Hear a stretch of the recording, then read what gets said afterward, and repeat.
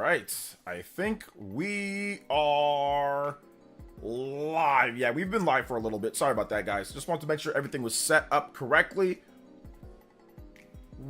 What is good, everyone? OJ here. Welcome back to the stream. Today, we got a great show for you guys, man. I am so excited, like always, to talk to you guys about the latest happenings across the interwebs. Video game knowledge. We out here tonight, man. We out here trying to go. We out here trying to go, man. So I appreciate you guys coming through to the stream. Appreciate you guys being awesome. Appreciate you guys showing so much love over the past week. But yeah, we're gonna have a nice wrap-up show for the week, so it should be fun. I want to say thank you to everybody that's been watching the vids. Appreciate all the love on there as well. So yeah, it's gonna be a good one tonight. Let's get into some shout outs, then we'll jump into the topics. Let's see here. OJ was crashing out earlier. Hey, look, I was not crashing out. I was giving him the same energy he gave me and having fun. He was posting memes, so I was posting memes. That's all I did. I just gave him the same energy he was giving me. I don't even know who this guy is. I don't even know who that guy is. He just rolled up, started talking about men's genitals and started saying all sorts of stuff. I'm like, hold up, calm down, fam. Like, hold up. Why are you talking like that, bro? It's not even that serious. I think, low educated, you know what I'm saying? Weird dude. He was talking about mining. I just barged into the thread. Bro, that whole conversation came from my tweet, from what I quote tweeted in the first place. So, I mean, that dude's crashing out. I think he got mad that because I told him to put the fries in the bag. I told him that he got a G, like, you know, he's trying to talk sales with a C average GED. He's stupid. I think he's dumb. I don't think he's a very smart person. He literally says, you know, all this stuff to me, so I'm just giving him the same energy back. That's all. He says, oh, show me the money you make from talking about sales. I'm like, I make money talking about sales. I do that. I talk about sales. I talk about lots of stuff. Show me how much you made on each Switch sold. That's not what you asked me. That's not what you asked me. So I ended up blocking him. He's like, there's no point in going back and forth with him. He's a complete moron. So, but yeah, I wasn't crashing out. I was simply giving him the same energy he gave me. So that was it. But I mean, I don't know what that dude's problem was, man. We were just talking about Steam Deck and all that. Nobody was calling each other names and getting all aggressive, you know. So I don't know what his issue was, you know. But it's all good, TM. Thank you. I appreciate you. Appreciate you coming out to the stream tonight. We're gonna talk about some stuff here, though. Tonight we've got a lot of the discussion about the name, about the power of the Switch 2, and I think that a lot of people are actually misinterpreting what other people are saying about this system and everything. One, it's not even been announced like officially. Two, we don't really know anything overall. But I think at the end of the day, people are missing the point, and we're gonna talk about why people are missing the point right here tonight. It's going to be a lot of fun. We're going to talk about why I think people are missing the point with this. And it's funny because I always have to remind people too, because I have to remind people about the Nintendo Switch. I had to remind them about that. You know, before the Switch launched, I had to remind them about what's actually important. I might have to remind a few people now today. So, see, no, I don't know if it's jealousy, bro. I think it's just, once again, you got people that are, you know, they're not tough.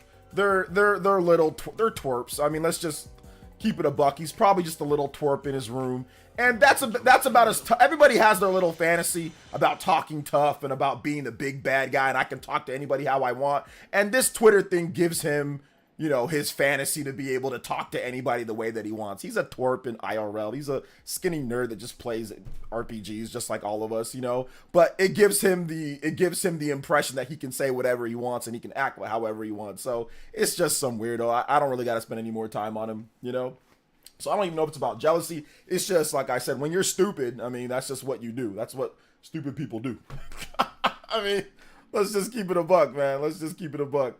That's what really dumb people do. And that guy was really stupid because I didn't do anything to him. This man was getting all crazy talking about, I don't know, maybe he needs to find a boyfriend. He's always talking about, you know, dudes junk and stuff. So I think he just needs to chill out and find a boyfriend. I just don't know if Twitter's the best place to find a boyfriend. I mean, I just don't know. Listen, I don't judge anybody. You know, you can swing whatever way you want.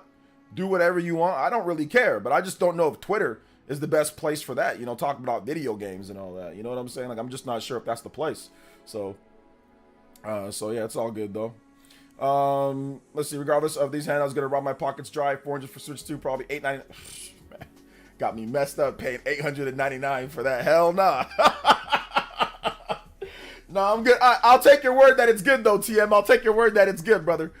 David V with the 10 months says, "Sup, OJ? How you doing today?" Hey, what's up, man? Welcome to the stream, brother. How you doing today? Hey, what's up, V? Welcome to the stream. How you doing today, young lady? Shout outs. What's up? New Nier news makes me excited. Yeah, they basically teased the new game for Nier. So let me know what you guys think that they can do for Nier. I want to hear you guys' thoughts. If you're a big Nier fan, let me know what you love about the series. If you're a big Atlas fan, if you watch my Persona video, or not Persona, SMT video early, let me know what you guys think that they can do for SMT. I'm thinking they got to find some way to get SMT4 Final on newer platforms. I would love it to be, you know, multi-plat SMT. That'd be great. Just like they did SMT5 Vengeance. So I think that would be pretty cool, like a double pack SMT4 Final. Or what if they did actually like a big remake, like Persona 3 style remake, but with SMT4? I think that would be kind of cool. So let me know what you guys think about that as well. Let's see here. Yoko Taro doing everything but Draken. I think Drakengard's dead, right? I think Drakengard's kind of dead. Who's stupid, OJ? Nobody important. Nobody important. What's up, Superpower Man? Welcome to the stream. Cuts Lenovo, what's good, man? Welcome. Frame drops? I don't see any frame drops on my end, but let me double check. Yeah, I don't see any frame drops on my end. So, yeah, I haven't seen any just yet. It doesn't say anything at least, so I'm not sure. Let's see here. Hey, what's up, Renna? How you doing today? Welcome to the stream, young lady. How you doing? Shout outs and welcome. Cosmonaut, what's up, Cosmonaut? Welcome to the stream. Love SMT4, so I'm down for them bringing it back. Yes, I'm down for them bringing it back as well. Let's go. Psycho Pie is here. Dior, like always. What's good, Dior? Infernal Lycan, my Christmas was good. How was yours? Exalted Donut was good. Welcome. Shout outs. I love the characters in Nier. Not always super invested in sci-fi video games, but Nier hits the right balance. Yeah, Nier hits a pretty good balance. Kind of like space, sci-fi, robot type of grounded. I mean, it's kind of like a weird vibe and mix between a lot of different styles. Nah, I don't watch Donkey, so I haven't seen his new video.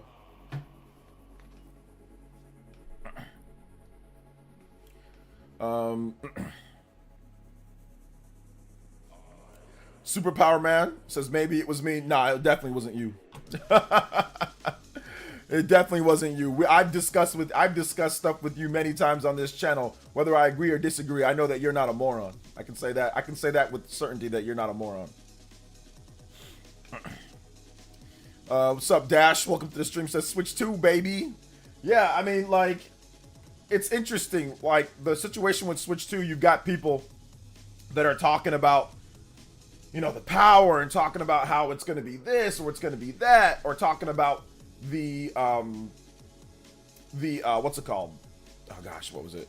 The name. Oh, Nintendo Switch 2 is not a good name, or talking about how, oh my goodness, that's not going to have a new gimmick. And it's like, yo, let them announce the system. Like, like, let them announce. People are going crazy already, and they haven't even announced it yet. Like, I think we should just kind of like a wait and see. Like, I think it's gonna be I don't think the power is gonna be crazy. It's gonna be good. It's gonna be a dramatic jump above Switch, which is what people want. It's gonna be a good jump above that. It's gonna play games better. That's good. And it's probably gonna be called something basic, like Nintendo Switch 2. Like, that's fine too. And we don't know what new gimmicks they're gonna add. They're probably gonna add a few new gimmicks. Like, they'll probably add a few new different things. And no, this is not the first time that Nintendo's made an iterative console. Like, they've done it, or an iterative device. They've done it a number of times. Like, they've done it. The Super Nintendo, the NES to the Super Nintendo is iterative. The Super Nintendo to the N64, not so much, but that's going into a whole dimension with 3D. But the N64 to the GameCube is iterative. The GameCube is just a really good N64. Like, it's just a really good N64. It's just a better N64. Had the same type of concept. No online play for the most part, unless you had like weird attachments. Local multiplayer was the focus.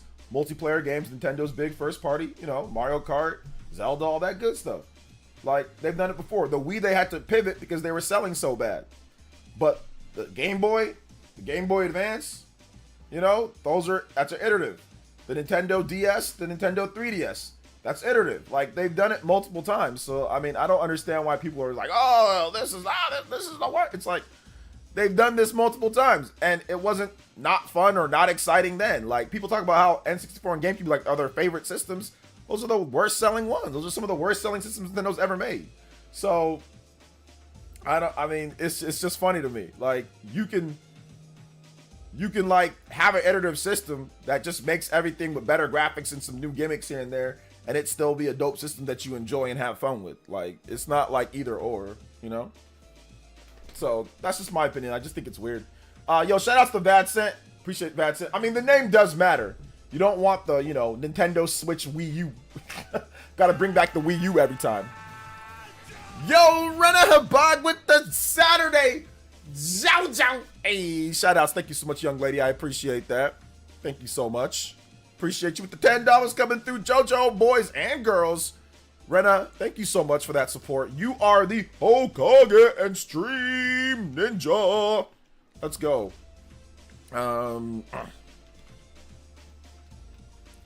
Yeah, but like I said, man, anytime, I'm down to always talk stuff civilly when it comes to like Twitter and all that type of stuff. But like I said, you give me some energy, I'll give you some energy back.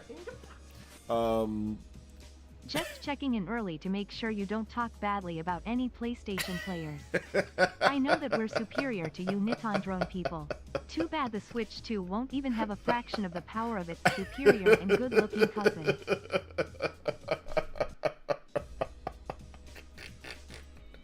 Alright, man, is that guy getting that popular to the point now we're getting people memeing him, the Blue Urkel? Sumo, the Blue Urkel guy? I follow him on Twitter. That y'all talking about crashing out. My man, oh my god, my man is crashing. This guy is posting people's pictures, like their photos of like their family and stuff. I mean, I just don't touch that stuff with the 10-foot pole. So I mean, I'm gonna leave that one alone, Blue Urkel. But yeah, he's been getting into these battles with people. Man, people on Twitter are crazy at times, bro. I'm telling you, I think people they get angry at their normal day-to-day life, and then they just, let me just take it out on strangers online. Like, let me just, oh, you say something I don't like. Oh, you know, you potentially have something I don't like. I'm gonna take it out on you. I'm gonna just yell at you. And it's like, that's what people do, man. I'm telling you, that's what people do. Thank you for the $3, Blue Urkel. I appreciate you. Let's get some combo breakers going. 2 away from the first 15-minute extension on stream. Let's go. Shout outs to Vadson. Good to see you here, brother. And SMT5 Vengeance for PS5. Okay, yo, what's up? Finally bought Octopath Traveler. Why are you buying so many? Killer Ninja, have you beat all the games? I'm telling you, Killer Ninja, you buy more games than you actually play. Shout outs to Rena, though. And like I said, anybody does 10 or more, you beat out Rena on the board. One JoJo as well. Let's go. When it comes to Switch 2, I tend to hold out my opinion until Nintendo gives us a definitive answer. There you go, Roger. I'm excited for the next Switch no matter what. Excited to have more powerful Switch. There you go. Let's see here. Yeah, that's true. You can't please everyone, Element Nullify. I agree. I'm ready for Nintendo to announce the Switch 2 at this point. LOL, it's getting pretty crazy. People on Twitter are like going nuts. It's getting fun though. It's getting fun for discussion though. I can tell you that. I would like to remake Digital Devil Story. Megami Tensei is the first game. The Shin Megami Tensei series. That'd be cool. I don't know if they're gonna do it though. Hey, what's up, Velvet? Welcome to the stream. Or V, Ms. V, welcome to the stream. What's up, Angel Page? I'm personally not worried about Switch 2 being innovative or not. I just want a good, solid upgrade of the OG Switch. Like, here's the thing though. Like, one thing that Nintendo's always done is like, they've innovated with like little hardware gimmicks, right? We've seen it before, even if it's like a big hardware gimmick, or it's even like back in the day, like, believe it or not, shoulder buttons were a gimmick. Like having 4 face buttons, shoulder buttons, that was a gimmick. It was like, wow, look at all these buttons on here. Like, it was crazy. That was the first time that I saw any controller that looked like that. So that was a gimmick back then, but it was a gimmick that worked. So I'm pretty sure Nintendo will have some type of new gimmick, some type of new thing that they added, and then they're going to innovate with the games. Like when you played, like for example, N64, right? Like N64 was crazy innovative with what it did. But then even like when you played GameCube, there were some really innovative ideas for GameCube games. Like for example, Mario Kart Double Dash. Was that not an innovative kart racing game where you have two people on a cart and you can, what's it called? You can use strategy to when to switch and having different types of items. Like that completely was like super cool and an interesting gimmick and a fun, innovative gimmick that still to this day, Mario Kart Double Dash is still played because of that gimmick. A lot of other games have not been able to, kart racers have not been able to do something like that, like to the degree and level, all running at 60 frames per second, right? So it's like, they'll figure out something. If there's not some type of new crazy, oh, look at me, I'm a gimmick hardware, they'll figure out something with the actual software where it'll be fun. I mean, look at Breath of the Wild, right? Breath of the Wild, very innovative game. Tears of the Kingdom even innovated on top of that, on top of what we got with Breath of the Wild. So like they'll find ways to innovate with the software, with the games, and that'll be fun. That will be fun to play. And I think people are losing sight of, yeah, remember guys, it's about video games too. You know, it's actually about the games, overall. So yeah. Hey, what's up, Brian Jedi? The triggers for the GameCube were really cool. Yeah, pressure sensitive triggers. They were nice. Some people didn't like them though back when they came out. Like some people were saying, oh, I don't like the way that they feel compared to like Xbox and PlayStation. But yeah, they're kind of like mushy. Hey, what's up, Christopher Lenton? Good evening, man. How you doing today? What's up, Smithers? Welcome to the stream. So went straight to an ad. I'm sorry to hear about that, brother. Unless you're what you asked for is place. That's what you asked for. Oh, okay, that's true. But hey, Killer Ninja, I'm gonna need you to like, what games are you actually like playing? Not just buying, but what games are you actually playing? What's up, 345 Beast? Nintendo will be heavy focused on co-op gaming with Switch 2. Nintendo is ditching the split screen view and putting to use the gamepad in unique multiplayer ways. I don't know if that's gonna be the focus of it. Yeah, I don't know if that. I think that's just what people were theorizing, but I don't think that's gonna be the focus of like co-op and having two games. Like I don't think they're gonna do that. I don't think that's gonna be the focus personally, but we'll see. We'll see for sure. But I know where you're getting that from. That's just from people theorizing that they could add that, but there's no guarantee that's even gonna be a thing or that's gonna be the focus or what they're even gonna be like driving home, you know. So I would wait and see on that one, but we'll see. Once again, let's see. Tripster's having a meltdown about Switch 2. I have him blocked, so I don't look at any of his stupid tweets. But yeah, that guy's a complete weirdo. Complete weirdo. What's up, Miguel Lopez? Welcome to the stream. What's up, Shaw X? Welcome. Big love. D-pad was a gimmick. It was shoulder buttons, rumble pack, 3D stick, light gun, etc. They existed before the Wii and DS. Today's gimmicks can become tomorrow's standards. That's true. That's true. I mean, I think to a degree, I guess, like accelerometers and controllers has become somewhat of a standard thing now. Or even like haptic feedback, you know, HD rumble, which haptics have been around, but like Nintendo was the first to actually like say, hey, we're going to do, at least within the big three, right? That say, hey, we're going to do more than just regular rumble. We're going to add little type of tones and things to the rumble. And now that's going to become a standard soon too, as well. Like whether it's the DualSense, Microsoft is working on their own controller that has haptic feedback, you know, so yeah, like there are a lot of things. Like I said, I'm not saying Nintendo didn't invent haptic feedback, but in terms of like the big three, they're the ones who said, hey, we're going to try it out first, right? Everybody was just doing standard rumble on consoles. So yeah, I definitely think that there's gonna be some other things that they're gonna do. I like trolling him. Oh man, you like trolling that guy? I don't know, man. Like I just feel like you lose brain cells talking to him. He's a complete moron. So yeah. What's my favorite Nintendo franchise? Like Xenoblade or Xenoblade Fire Emblem. Xenoblade Fire Emblem Smash. Yeah, I like Xenoblade, I like Fire Emblem, I like Smash. Those are all good. Yeah. Hey, what's up, Tony Carter? Welcome. What's up, hold up, I can't read. Player Essence. Hey, what's up? Been playing Xeno 3 from the start, Chapter 6. The story's incredible. Can't wait to see how they wrap it up. Oh, yeah, you're in for a treat, man. Anybody that sticks with Xenoblade, like, if you actually stick with it, it's one of the most goated stories of all time. N and M and the whole cast and crew is just so great. Noah and Mio is awesome. I love Tyon. I like the whole cast. I like Senna, Lance, Uni. Oh man, like I'll forever remember their names. I don't think I'll ever forget their names, like forever. Like there's such like Xenoblade characters, you remember them. Like you remember their names, you remember their personalities. No matter how long it takes, you will remember Xenoblade characters, and they do such a great job of defining each character, you know. So yeah. What's up, Minato Mario? Question: I inherited an original Switch, just had to get the Joy-Con rail fixed. I love it, but should I buy an OLED? Just wait for Switch 2? I think at this point you might just want to wait for Switch 2 since it's probably coming out sometime first half next year. So probably just wait, right? Instead of spending that $350 on a Switch OLED. Nothing much. Just finished eating some beef tips with raw broccoli, carrots, and red peppers. There you go, man. Good healthy meal. Protein with the veggies. Yeah, the characters are all in this one are incredible. Yeah, and then after you're done with that, Michael, make sure that you check out Future Redeemed, the DLC, the expansion. Oh my God, that is goated. But make sure that you've played Xenoblade Chronicles 2 and you've beat Xenoblade Chronicles 2 plus Xenoblade Chronicles 2 Torn of the Golden Country. If you've played all that, then you're set. You're ready to go after you beat Xeno 3. I'm working on a new buy now before rare video, Miguel. So if you have questions on that, like I'll have a video for it. But check out my other buy now before rare videos. Those the games that I think that could go up in price. They're all listed in there. So if you want like that type of content, you know, you can check that out. And like I said, I've actually written down the games I'm going to talk about. Some repeats, some games that we've already discussed, but kind of like an urgent thing with them. So I'll have another buy now before rare video, probably next week.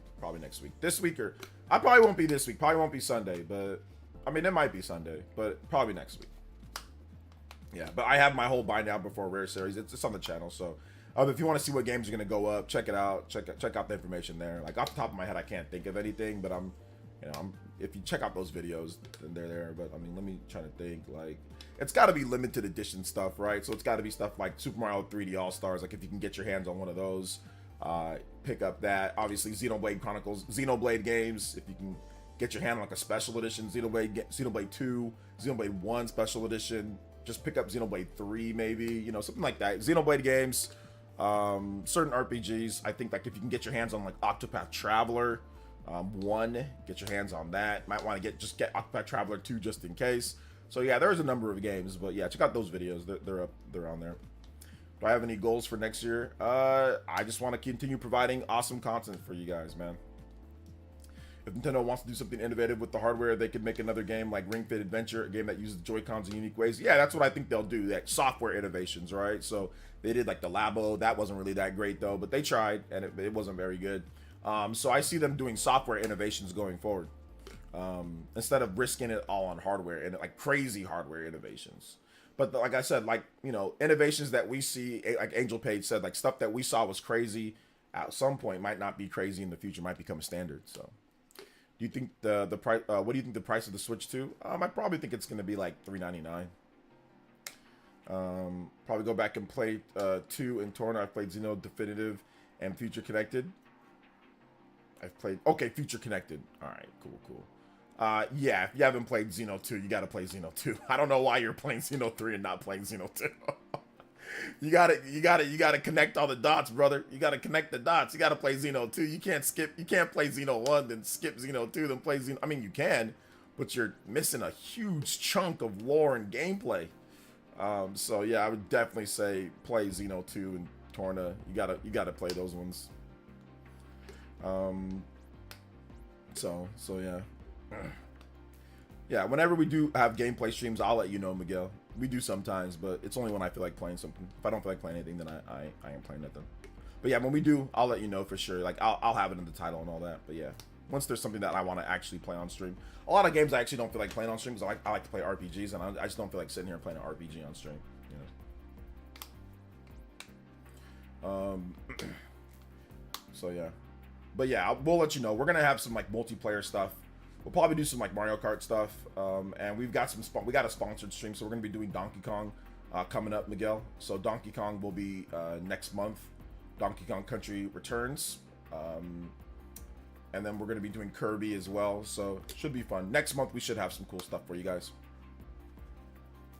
in terms of gameplay streams. But like I said, it's gonna be like a separate thing where, you know, we'll probably do like our regular stream and then we'll head into the gameplay stream, you know. And I've got some plans as well because YouTube has a new goal system thing, so I'm gonna set up like a goal system thing for gameplay streams as well. So should be fun. What's up, Anthony Smith? Welcome to the stream. What's up? Shout outs to Ava Cook. Good question, by the way. I'm excited for Xenoblade Chronicles X coming next, coming to the Switch. Yeah, Xenoblade Chronicles X is definitely a good, is going to be a fun game. I cannot wait for Xenoblade Chronicles X. I think it's going to be good. So yeah, I think it's going to be really good. Shout outs though. Appreciate you guys. Yum Yum. Appreciate you, man. Yo, what's up, Flippin' Mac? Ollie with the Trail series, main characters are also pretty good, but maybe that's because there's too many characters, can't remember all of them. Oh yeah, there's way too many characters in Trails. So even if you play all the games, the chances of you remembering every single character is tough. It's I don't remember every single Final Fantasy character, and I've played like pretty much all the games.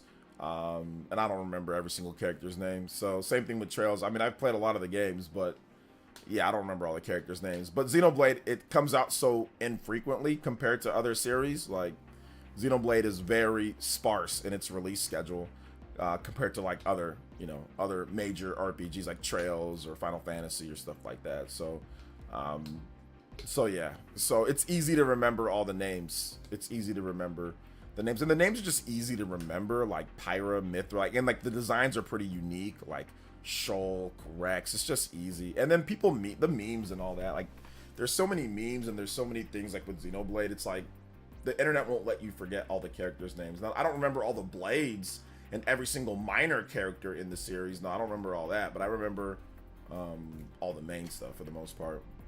Hail Jam, I'm currently in my first playthrough of Future Redeemed, and it's such a treat. Yes, it's very good, Casio. Xenoblade Chronicles X will be my first time. Can't wait. Nice. Yeah, you're in for a treat there. It's really good. Hey, what's up, Super Christian Me World? Welcome to the stream.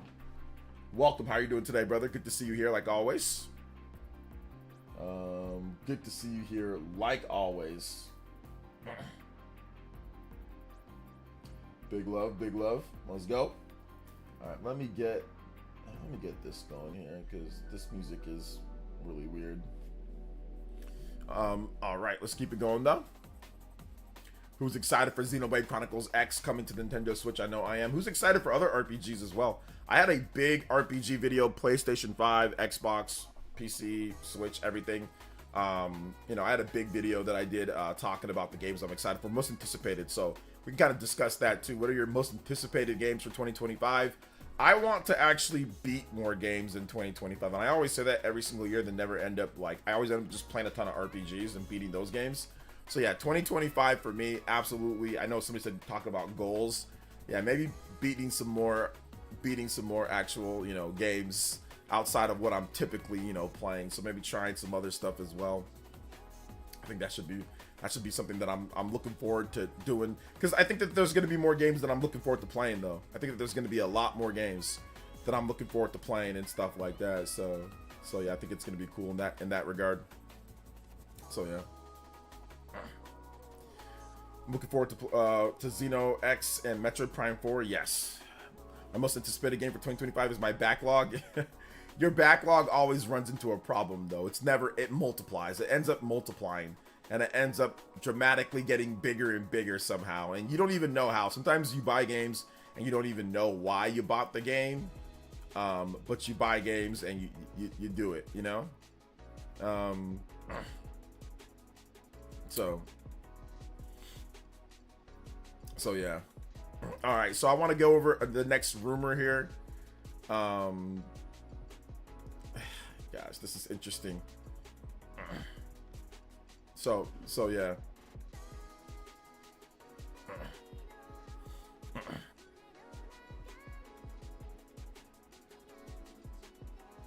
So yeah. Let's go over this. So basically, this Mike Odyssey, he's saying this. He's got 1,000 upvotes on this. I don't know how this man got 1,000 upvotes on this. But shout outs to Mike. Shout outs to Mike Odyssey, man. Shout outs to Mike Odyssey. I'm gonna read this off though. I think it falls in line with what Nintendo's doing anyway. But Metroid Prime 4, Mario Kart be a launch title for Switch 2? Maybe. But Metroid Prime 4 is coming to Switch 1 as well though. Let's see. I usually don't share information and I'm not a leaker, but I recently heard that Nintendo is diligently working on multiple patches for several games, not all of them. These patches will be showcased in the upcoming Switch 2 trailer. My understanding is that we won't be upsold on playing Breath of the Wild or Zelda Tears of the Kingdom in 4K resolution on Switch 2, which is fantastic news. Additionally, the trailer is complete, and the highlights include screen size, new Joy-Cons, third-party support, and a new dock. The screen size will be relevant to the Let's Play Together feature in table mode. I'm not a leaker, lol. So yeah, I don't know where this guy, I don't know, he said he's getting some information. I don't know, this information seems more like just educated guesses, but I'm not trying to sit here and bash Mike Odyssey's sources. He said that, you know, that he's not a leaker, but he says that he doesn't share information like this, which I don't think he does. He usually just goes over rumors that he's heard. But I mean, all this stuff seems very possible / likely. Excuse me. So, all of this could be likely. I mean, yeah, Nintendo, we've already gotten information that Nintendo is going to be doing, let's say, like Breath of the Wild, like 4K. Like, that's something that, Eurogamer, VGC both reported on, but they did say that they don't know if that's going to be a commercial product. It might have just been for testing. But what Mike Odyssey's saying here is that Nintendo is going to do this and it's not going to be an upsell. So essentially, if you have the game, it's a patch, you know. They might re-release another cartridge maybe for like a Switch 2 cartridge for that, but it seems like it's going to be a patch, and there'll be certain games that Nintendo will just release as updates on Switch 2 to run and look better. So if that's the case, then that's obviously cool if they do that. And I think that'll help sell a lot more cartridges, obviously. Like, they might not have to need to print another cartridge, or they can just, you know, print the cart. It could be like an Xbox type of thing. They print the cartridge and it's just like Switch. It's like Switch and Switch 2. If you put it in your Switch, it just plays the Switch version. If you put it in your Switch 2, it plays the what's it called? The Switch 2 version. I don't know what they're gonna do though, to be honest. Smart Nintendo delivery. Mike seems like a lovely guy. I could feel he can be quite cryptic. I mean, yeah, I mean, I think that if anything, like, let's just hypothetically speaking, he actually has, these sources are correct, right? I mean, obviously he doesn't want to say too much. He doesn't want to potentially reveal who his source is, because I'm guessing that it's probably something to do with marketing department, if he knows about the commercials, right? So I'm guessing somebody that's worked on the commercial, or somebody that's in the marketing department, or maybe not in it, but maybe third party retailer, or even a third party developer that has their game in it, you know. So that's where I'm guessing he would get this information from. I don't think it'd leak from Nintendo themselves. So Monster Hunter Rise in 4K. No, he didn't say anything about Monster Hunter Rise in 4K, and we don't know if Capcom's going to do anything like that. But I mean, that's already available, like if you have, you know, Xbox or PlayStation or PC, and if you can run it 4K, I mean, TV and all that. But yeah, that is, I think it's 4K 60 on those systems. So if you want to do that, that is available if you have PlayStation 5 or PlayStation 4. No, PlayStation 5. I think maybe it runs at 4K on Xbox One X. I don't know. Is it on Xbox? It's on Xbox One X, right? What's up, Sky Dennis? How about Xenoblade Warriors for Switch 2? I'm dying for that someday. I mean, I'm not sure if there's enough Xenoblade characters to actually do that. I mean, there could be. They'd probably have to add a few like weird characters in like Xenoblade, which they probably would. I mean, they add weird characters from Zelda, and from Fire. Look, no, not really from Fire Emblem, but yeah, there's not a ton of characters in Xenoblade like that in terms of like playable characters. But I guess like if you add blades or certain stuff, there's a lot, and also villains, there's a lot. But yeah, maybe. I mean, if they did it, I definitely buy it, 100%. I want a 3D Mario Maker. What about you? No, it sounds terrible.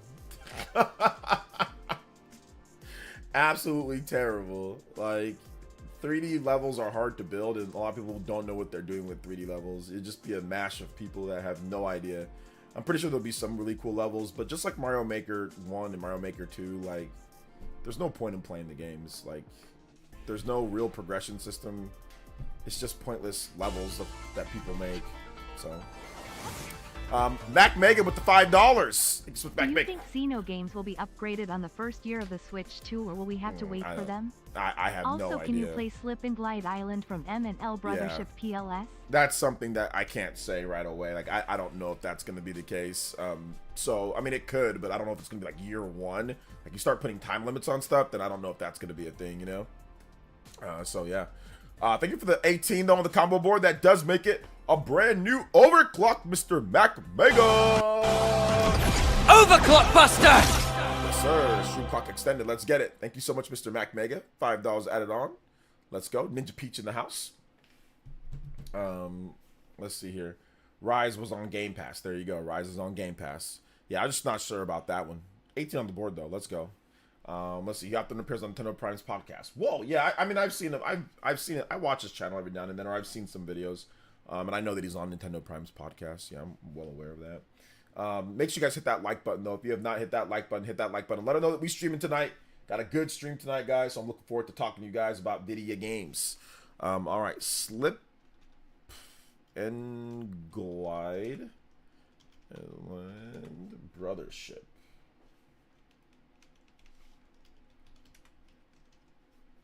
All right, here we go. All right, what's up? You think we'll get achievement trophies on Switch 2? No. Well, there'll be built-in ones in the games, like there are in all of them. So if you want to collect trophies or achievements, just do the stuff in the game. But no, there won't be any like Microsoft and Sony. No. At least I don't think so. At least not the way that you're thinking it will be. iSizzle, what's up, iSizzle? Welcome. I'd rather have a new 3D Mario game. Yeah, I don't think they're gonna spend a bunch of resources making a 3D Mario Maker. Mario Maker isn't.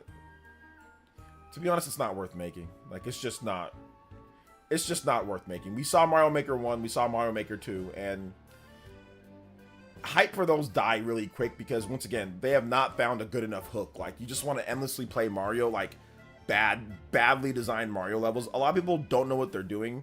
Yeah, there's a lot of good levels, but what's the benefit? Like, okay, you do a level, then what? What happens after that? Nothing. Now, there's some circuits and there's some other things, but there's really no payoff. It's not a real 2D Mario game. I had 15 million times more enjoyment playing Mario Wonder than I ever did playing Mario Maker. It's just, Mario Maker's just not, nobody cares anymore, you know? So, I don't see them doing the 3D Mario Maker because that's, once again, that's even more ambitious because now it's 3D levels. And programming 3D levels is like way more complex than programming 2D levels. So I don't think they're going to waste any resources on 3D Mario Maker. Just put that into actually making a new 3D Mario game, like Party Man says. But yeah, it's just, like I said, there's no reward. It's just, you just jump around in levels and you beat the level. It's like, oh, great, you beat a level. Good, I guess. Maybe, what do you get, some coins or something? I don't know. But there's no payoff. There's no reward. There's no actual game. It's just people making crap. So that's why I think those games died off, and that's why New Super Mario Bros. U Deluxe sold way better than Mario Maker 2. Like, Mario Maker 2 is the new game, and New Super Mario Bros. U Deluxe absolutely creamed it in sales. So yeah, I don't think they see it as a failure because they sold well enough, but I just think they see it as like a, who cares, you know? Like, so that's fine. If you believe 3D Mario Maker will happen, maybe it does. Maybe it does, and they don't sell anything, and it gets absolutely crushed once again by, you know, any other Mario game that they make. Let's see here. Give me Mario Wonder over Mario Maker any day. Yeah, like, I rather replay the same levels of Mario Maker over and over than play Mario. Oh, sorry. I rather replay the same levels of Mario Wonder over and over than play Mario Maker. I think I'd legit rather just replay the levels and, like, I don't know, put on the invincibility badge and see how pissed off I can get. See how far I can get through levels with the invincibility badge, or like the dashing only badge, and just see what I can do going through the levels with the dash only badge, invincibility and dash only, and just challenge myself. That I think I'd rather do that than sit there and play Mario Maker. 2D Zelda Maker would be cool. I don't think they're gonna do a Zelda Maker because Echoes of Wisdom started out as a Zelda Maker, and they said this is stupid. Just like all Maker games are kind of dumb, you know, because people aren't developers, so you end up with just like a very dedicated niche of people that make stuff, and it ends up people just stop playing. Not saying that they shouldn't exist. Maker games should absolutely exist. But yeah, I don't think they're gonna make any 2D like Zelda Maker or anything. Like I said, Echoes of Wisdom was supposed to be that. Then they just repurposed. I mean, look at the game. It's like, oh, you can have all these different things that you can just make right out of nowhere with Zelda. Yeah, they wanted to make that into an actual Zelda Maker game where like you could make different levels and put them all together. But then once again, they realized it's stupid. So they decided to not do it. You know, just made it into a regular game, and people are like, oh, cool, it's a regular game. Yo, what's up, Guts? Welcome. Well, some of the games that are streamed on Switch receive re-release on Switch 2 native experience. Probably, yeah. What's up, Nosai? Welcome to the stream. What's up, Nintendork? Maker gave me a lot more appreciation for the new Super Mario Bros. Games. I like the idea of making something simple for my nephew to play, and that's cool. I'm glad it exists for uses like that. That's true. If I want my nephew to play a game, though, I'm handing him New Super Mario Bros. I'm not making a damn thing. Just hand him New Super Mario Bros. And let him play that. That's what I'll do. I'm just gonna hand him that. I ain't making nothing. I'm lazy. No, but it's good for that. Like, make a simple level, let your nephew play, but I keep it a buck. I don't want them playing any crusty, simple levels. I want them cutting their teeth on what I cut my teeth on back in the day. Back in the day when I was little, I cut my teeth on playing the official releases and getting good and getting better. I want them to cut their teeth on the same thing. So, you know, if they die a number of times, so be it. You know, they can get like the infinite P-wing. They can just get that, and then they can just go through the level if they're trash at it. But I want them to actually play the levels. But that's just me. I do have nephews, and yeah, I don't give them Mario Maker. I give them New Super Mario Bros. And Mario Bros. Wonder. I just give them the regular games. Let them play that. But I get it though. That's cool. Like a cool little bonding with you and like your nephew or son or daughter or niece or whatever. Like I think that's pretty dope. I just don't feel like doing it because I'm lazy. I just don't feel like doing it because I don't want to sit there and make a level. You know, I just don't feel like doing it. But that's a pretty cool idea, though. I think that could be like a cool like moment that you share with like your family, right? Like, let's say you have a Mario Maker, like you can sit there with your family, you guys can all put together a level and play it. I think that's dope too. I think that's pretty cool. Or if you got like a creative type in your family, I think it's good for that. You know, it's good for like the creative types that want to make something interesting. I think that's dope. But once again, it's very few people, but I get it. You know, I get it. Yeah, we kind of already went over the Nier news. They're teasing a brand new Nier game for 2025. Yoko Taro is. One Mario Maker every 15 years is enough. Well, we got two within. When did Mario Maker 2 come out? I forgot when Mario Maker 2 came out. This is agreed, OJ. I do enjoy watching people like Dashi play through tough levels. Yeah, that's cool. I agree. Like, if you're talking about like content creation, that's cool. I mean, I ain't watching them play through the tough levels, but I agree. Like, yeah, watching people play through crazy levels, it's good for that because like somebody else can do something stupid, not you, and like you can laugh at their pain. Like, like let somebody else do dumb stuff.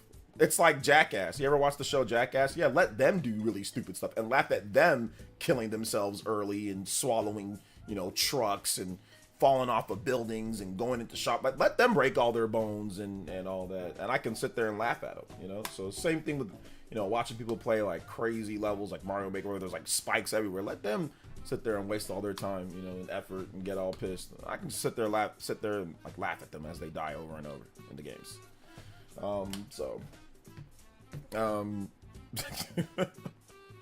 My future kid, starting from the very beginning with my original Mario Bros. I know Party Man's gonna sit there, bust out the NES.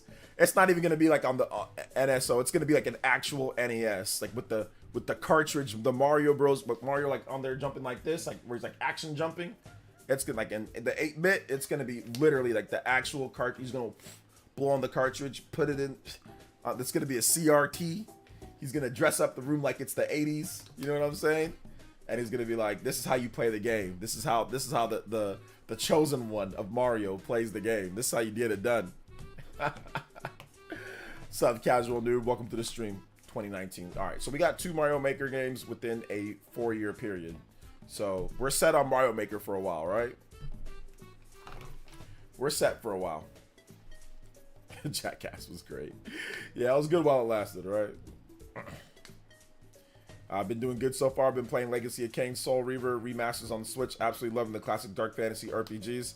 Were those games RPGs? I remember playing them. I didn't get any RPG from those games.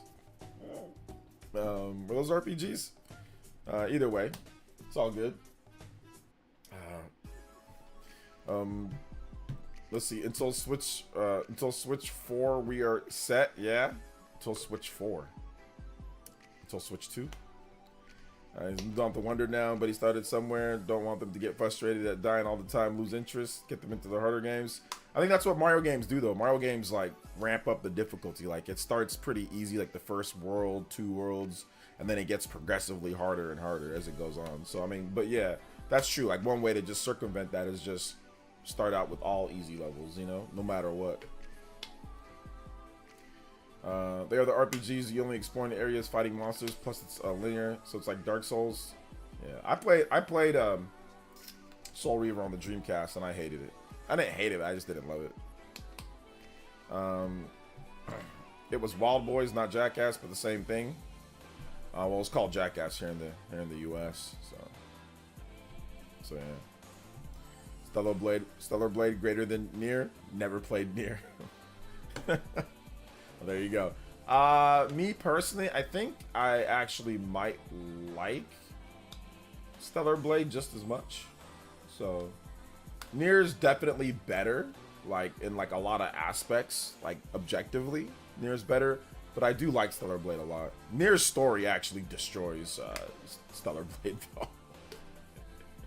The story actually just low-key, not even low-key, it just absolutely blows it out of the water. Combat variety and all that also is better in Nier. Like objectively, Nier is better in like almost every respect. Stellar Blade looks cool though. I think like Stellar Blade has like it's got like a cool like counter system. Any chances Legend of Dragoon returns? Nope. Currently playing Mass Effect 2 on PS5. I wonder if Switch 2 will get a port. I'd buy it again. Maybe. I don't know if it will. Like the Legendary Edition? Maybe. Do you have any thoughts on what you think the launch game for Switch 2 would be? I think it's going to be like a big Mario game, like a 3D Mario or Mario Kart. I'm low-key letting my 7-year-old play Nier Automata on easy mode. Story is too good for me to stop from happening. I don't know if a kid should be playing Nier Automata, but you know what? It's your kid, so you can do whatever you want. I'm not sure if that's age appropriate for a 7-year-old, but once again, your child, you can let them play and do whatever they want. That's legal, of course. No, Switch for Mario VR. Not that fun, but I'm gonna release MM instead of good Mario. Okay, sounds good, George. Party Man is gonna end up naming his future kid Mario. Party Man, you gonna name it? If you had a boy, Party Man, are you gonna name him Mario? I don't think you would. I don't think Party Man would do that. I would love to see Legend of Dragoon return though. Like I really want to see Legend of Dragoon return. I think that'd be dope. Notifications failed on December 28th. Let it be known. Let it be known. Failed. No. Party Man, what would be the ideal name if you had to name your child? Like what would be the ideal name? Give me a few names. Don't give me the actual name like that you know that you're gonna do if you have one, but give me a few names that you would name the party child. Middle name gonna be Mario Kart. Mario Kart. Middle name gonna be Kart. Mario Kart Man. And last name Man. Party Man. Mario Kart Party Man. Party Boy. For those who don't have kids and you want kids, not for those who don't have kids and don't want kids, but for those who don't have kids and want kids, and like you want to like share like video games and play games with them and stuff like that. What are the names that you guys are thinking about? Give me a few names, boy and girl names that you would name for your future party kids that play video games with you. Mr. Davis, what's up, Mr. Davis? Welcome. Thank you for watching the video today. You didn't miss anything, man. We chilling. What's up, Tim Wong? Drakengard 5 or Drakengard Remake better gameplay chances? I can see them maybe bringing back Drakengard like a HD remaster. I can see them doing something like that. Sanic. I know you would probably name your kids Sanic and Daisy, right? If it's a girl, Daisy. If it's a boy, Sanic. What's up, OJ? How you doing today, buddy? I'm doing good, man. I already answered that. Vincent's a cool name. Okay, Vincent.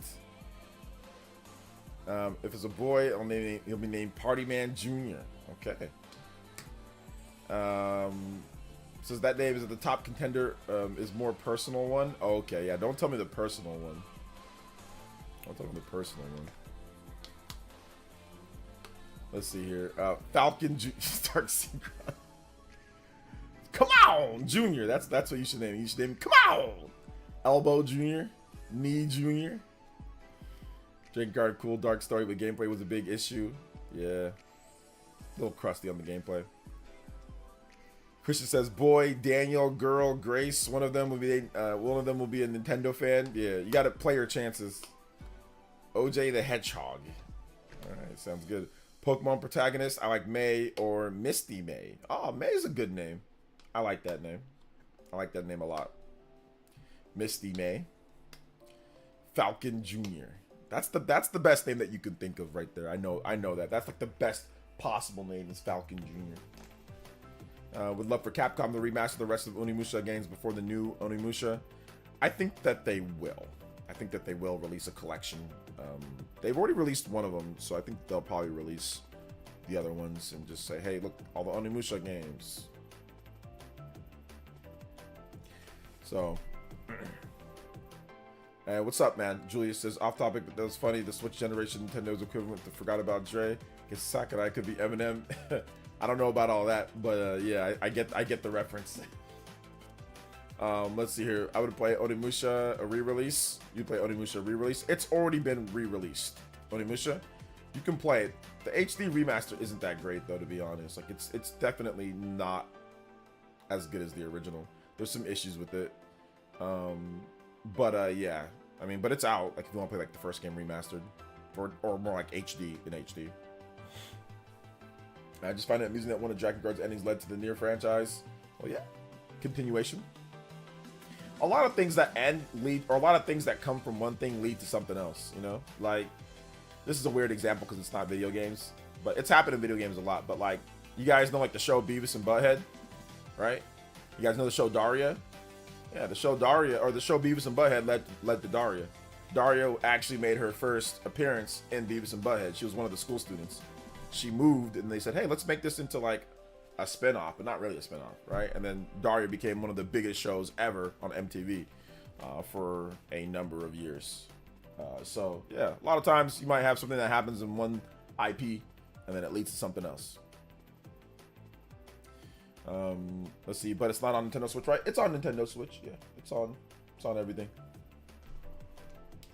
Squall Lionheart. If I don't have a daughter, then I would have to call it the cat.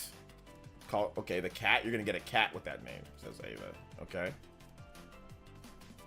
I bought a physical copy of Onimusha on Switch when I was in Japan. Nice. Yes, it is there. Is Daria that good? Yes, it was really, really, really good. I mean, you guys weren't alive, J2. Or no, you were alive, J2, but you were really just like a baby. You were really little. Your parents probably wouldn't let you watch it at the time that Daria was like really popping, because I think you said that you're in your early 30s, if I'm not correct. So that means you were born in like mid 90s, like mid 94, 95 or something like that. So like Daria was really, really good, like around like the late 90s, like 90, I think it's like 97, 98, 99. I'm thinking that's when Daria was really like popping. So I mean, you would have been just like, you know, a small child. So Daria wouldn't have been in your household.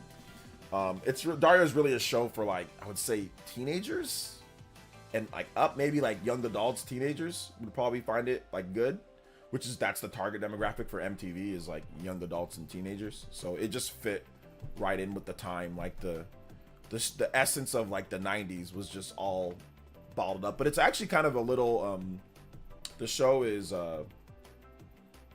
it's like a little future proof. Like you can watch it now and still say, oh, okay, yeah, that applies to today's day, you know? But no, it's good. It's a good show. I like it a lot. But yeah, they used to have like Daria days, like where Daria would take over MTV for like the whole day, where they would play Daria all day, or they would like narrate over like music videos and stuff. It was crazy. Like at one point it was like super, super, super popular. It was like really, really popular. And I think there's like a movie too. There's like a movie or two there's like a special as well, but yeah.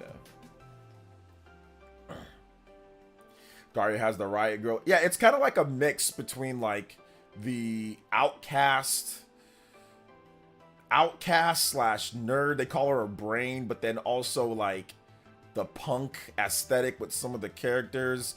It's just funny. The right amount of not right amount of like small racial tension that's not a big deal but funny. Like for example, there's this white football player. He's like a moron. So you have the stereotypical jock, right? That's with the stereotypical airhead cheerleader. And then it's funny because instead of making that like the black person, they made that like the two black people in the show, they're super smart and like really, really intelligent. So sometimes stereotypical, it'd be like roles reversed, right? So the two black people are really smart. The black guy doesn't play football. He's just a regular student. And the black chick is like student body lead or whatever. And like, they're like really smart. And the white guy always calls the black guy Mac Daddy. Always calls him Mac Daddy. And the dude says, dude, stop calling me Mac Daddy. And he's like, all right, Mac Daddy.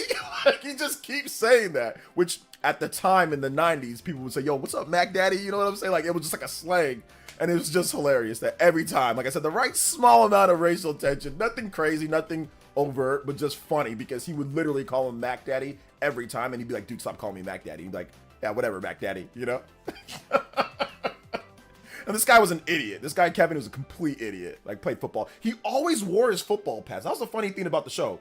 Like, to define their roles, he would always wear his football pads. Not his helmet, but just his pads. Like, his shoulder pads, the whole setup. The cheerleader chick would always wear her cheerleading outfit. Except for, like, special occasions they might not wear it. But it was funny because they would always be wearing their football outfit. Or always be wearing their cheerleading outfit. Which was funny.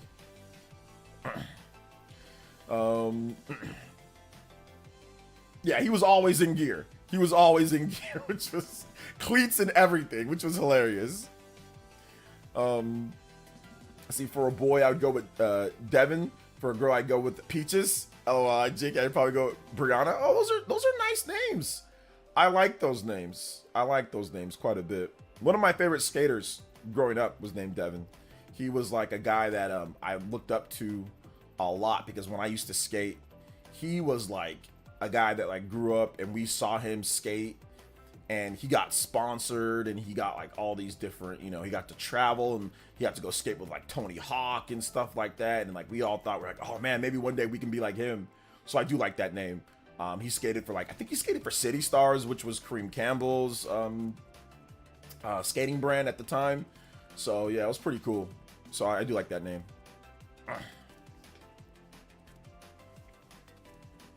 At least it's not Puff Daddy. Yeah, at least it's not Puff Daddy.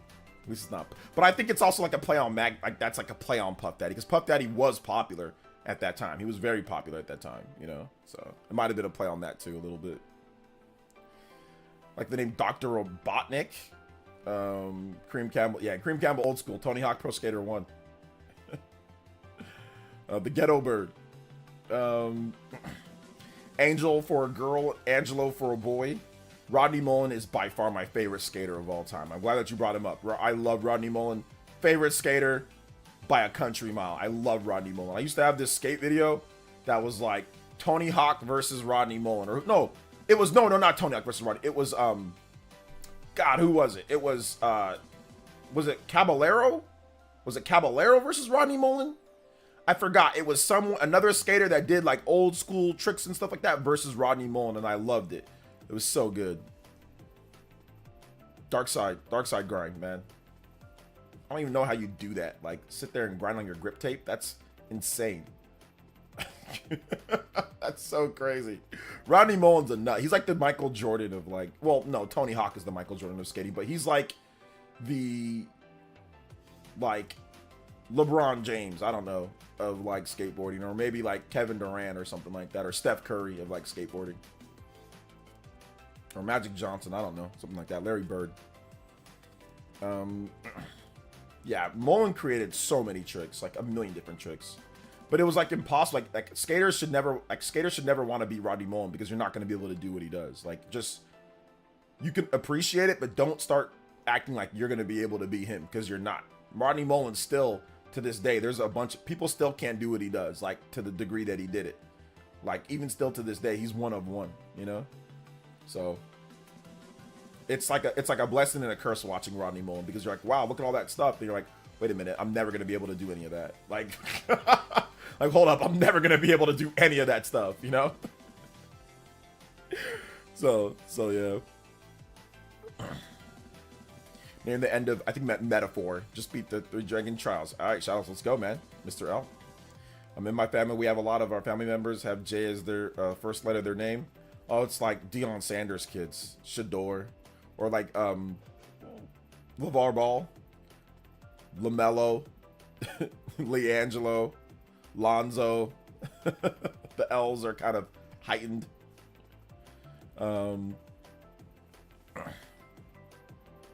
Shout outs to J2.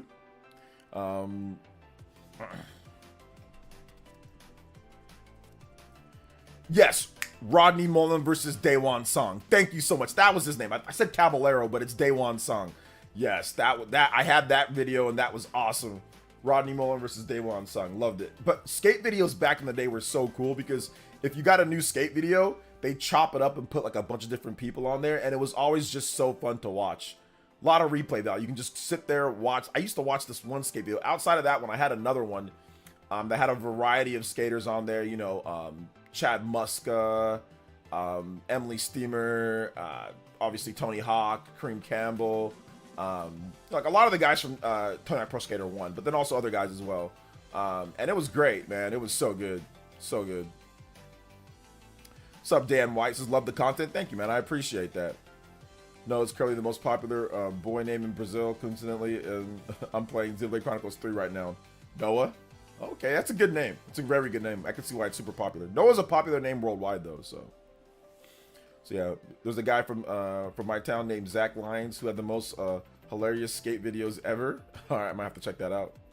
Mullen is so good. I personally like Tony Hawk more, but Mullen's is his main inspiration. You like, is Tony Hawk your favorite skater? I mean, everybody grew up liking Tony Hawk the most, but I never liked Tony Hawk the most. I just thought that he was like, oh my god, like legend, like everything, but I never liked him the most. I thought he was cool, but he did vert, you know, and I wasn't a vert skater. I was a street skater, so I like guys that did street. So Kareem Campbell, you know, once again, you know, Chad Muska. I like, you know, Rodney Mullen. You know, the guys that did street, you know, street skate, like, you know. Vert is cool, but like vert's like, I don't know, I kind of find vert boring. Like you just, you know, like I like guys like doing, you know, having like a whole different obstacle, like grinding on like the huge sets of stairs and stuff like that. Like to me, that's more interesting than sitting there, you know, going on vert like back and forth. Now, don't get me wrong. Tony Hawk hitting the 900 first time ever, that was dope. It's really cool. But give me a good street skating session over a vert session any day. Andrew Reynolds is dope, yeah. Dante from DMC. Yo, let's go. Skate or Die on the NES. I had Skate or Die on the NES too. It's a fun game. But I feel you though on Tony Hawk. I mean, everybody loved Tony Hawk back then. I mean, people still love Tony Hawk today's day. Or in today's day. So I can see that, like, yeah, Tony Hawk, like people were just liking him a lot. I mean, he revolutionized so many aspects of skateboarding. So it makes sense, man. You know, it does. It really does. It makes a lot of sense. Let's see here. Yo, player says, why do most PS fans hate Nintendo and Xbox so much? I don't think most PS fans hate Nintendo and Xbox. I think you just see a lot of crazy people online. But if you mean like, why do I don't even think most PS and Xbox fans hate people online. You know, a lot. But it's just, once again, man, you just see like the worst of the worst that you see. So yeah. So it's all good. All right, here we go. Got a DKC stuff. Let's go. Hit that like button though, guys, if you have not hit that like button. What's the verdict on Switch 2 Power? There's no verdict on Switch 2 Power. The system's not out, and we haven't seen any games, so there's no verdict. It's just people saying all sorts of stuff. So no verdict at all. There's just a bunch of crazy people. I am going to, oh man, Colorado's getting smacked. I am going to make a video on it too as well. So there will be a video where I discuss it in further detail and depth. Okay, I'm pretty sure Joe Burrow's the best. Like, Joe Burrow's crazy. 39 for 49, 412 yards, and 3 touchdowns. That is insane, man. That is crazy. All 3 touchdowns to T. Higgins. I just saw that right there. That's pretty wild. Man, I wish the 49ers had Joe Burrow. Probably would have won multiple Super Bowls by now. Anyway, so, like, there's no verdict on Switch Power. Like, people are just saying it's going to be this, it's going to be this. But the funniest thing is that, like I said, I'm going to make a video on this, but the funniest thing was that somebody was like, actually, we should probably talk about it right now. I think that might be a good idea to talk about it right now. Let's get some cool music going. Let's get some Road Taken. Maybe we can just do the video right now and you guys can watch it later. I don't know. We'll decide. I might remake it, or I might just do it based off of this. So,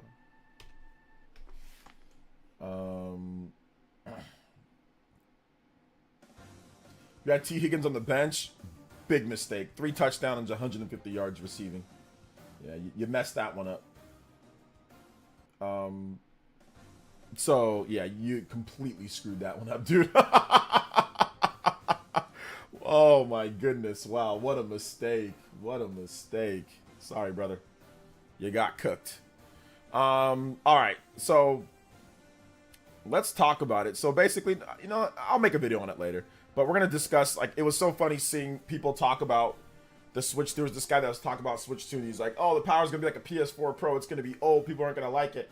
And like, he's getting like quotes we ratioed, like, destroyed in the comment section, which is just hilarious. So he's like selling the Nintendo Switch more than Nintendo's selling the Nintendo Switch 2 right now. And he's selling the Switch 2 more than Nintendo's selling the Switch 2, which is just hilarious to me. So yeah.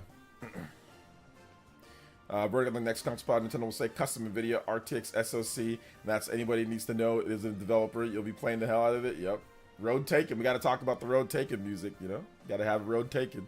Talk about Nintendo Switch 2. Road Taken music. It's a must. It's a must.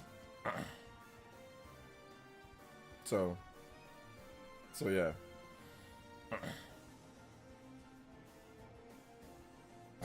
This dude on Twitter, Miami tight end Cam McCormick emotional after his 9-year college football career comes to an end. Bro, what the hell? You should not. How are you in college for a decade? 9 years of college football. Bro, go.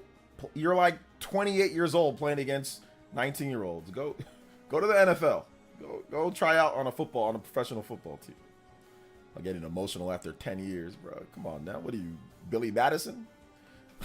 What is going on? Get out of there, man. Like, medical red shirts. Dude's always hurt, so he just got like a million medical red shirts. Back in my day, they just be like, screw it. You get one medical red shirt, maybe 2. After that, you're SOL. Remember OJ, after COVID, NCAA added years. Yeah, exactly. COVID, years of eligibility. They did all sorts of weird stuff, man. My eligibility ran out. All I did was look this way, look back, and my college eligibility was gone. Because I was thinking about potentially going to like a D2 school and playing maybe one more year of college as a graduate. Nope. Too many years went by. Can't play. I was like, man, y'all suck. Like, man, when I was in college playing college football, God, dude, can't get paid. Crazy transfer rules, like crazy red shirt rules. Like, man, it sucked donkey dookie booty. God, it was complete garbage. Now you got people rolling up in Bentleys and Rolls Royces and Ferraris. It's like the Wild West. You got people playing 10 years, transferring to every school. Didn't get the ball every single down to transfer to this school, transfer to that school. They got people running. Man, when I was in college, bro, they would sit there and literally handcuff you and say, "Go play." Now hit you with the damn taser. Go play now, or lose all your eligibility. And if you don't play, oh well, tough luck. Too bad, so sad. That's it with the $20. Yo, hey yo. Thank you for the big 20. JoJo Saturdays. This next system is going to be like whoa to people at this point, like whoa. Whoa! Whoa, 2025 is going to be a grand one. Yes, sir. Music Yes, sir. F-Zero GX Red Canyon.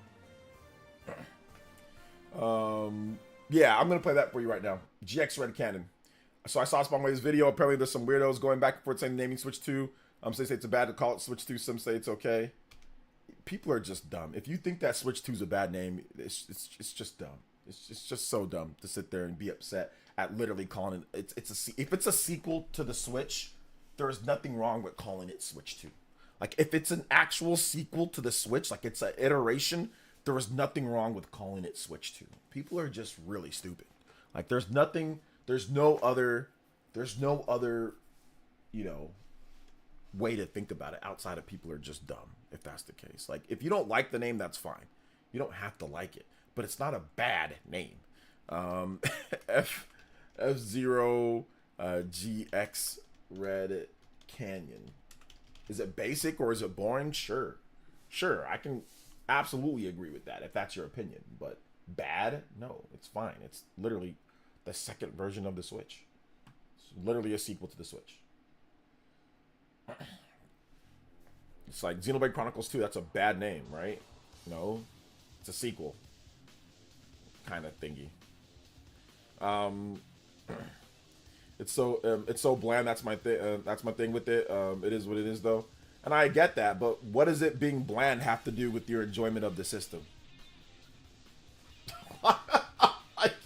If it's a Switch and that's what it does, it switches, and it's a sequel and it's iterative of that. What's the problem? I don't get it, you know. But I see what you're saying, though, Eric. Switch 2 is about to blow the socks off of people's feet. Like whoa. Like Dr. Von Doom, from whom frame Roger Rabbit lol, it's two hoot people be melting cause of hot it's going to be. But anyways, track Pac-Man Championship DX. Oh my gosh. Yo, shout outs to Vincent and the cool guy. Yo, showing up with the support. Thank you guys so much. Let's go. Overclocks, baby. Overclock Buster! Oh my goodness. Thank you so much, man. I appreciate that. Very close to that flame clock destruction. Shout out to the cool guy and that's always showing major love on the streams, man. Thank you guys so much. However, my man that's it. You would have the Hokage and Stream Ninja. Anybody that's $20 or more, you can beat up my man. That's it on the board. Let's go, Vad. But I get you though. Like I can see how it's bland. Like I get that. But it's like if that's what it is and that's what it does, like what do you want them to call it? You know. I think it's more of a problem probably with like the fact that they're like you don't like the fact that they're or anybody that's like upset like a lot. They don't like the fact that they're actually making like a sequel to something. You know.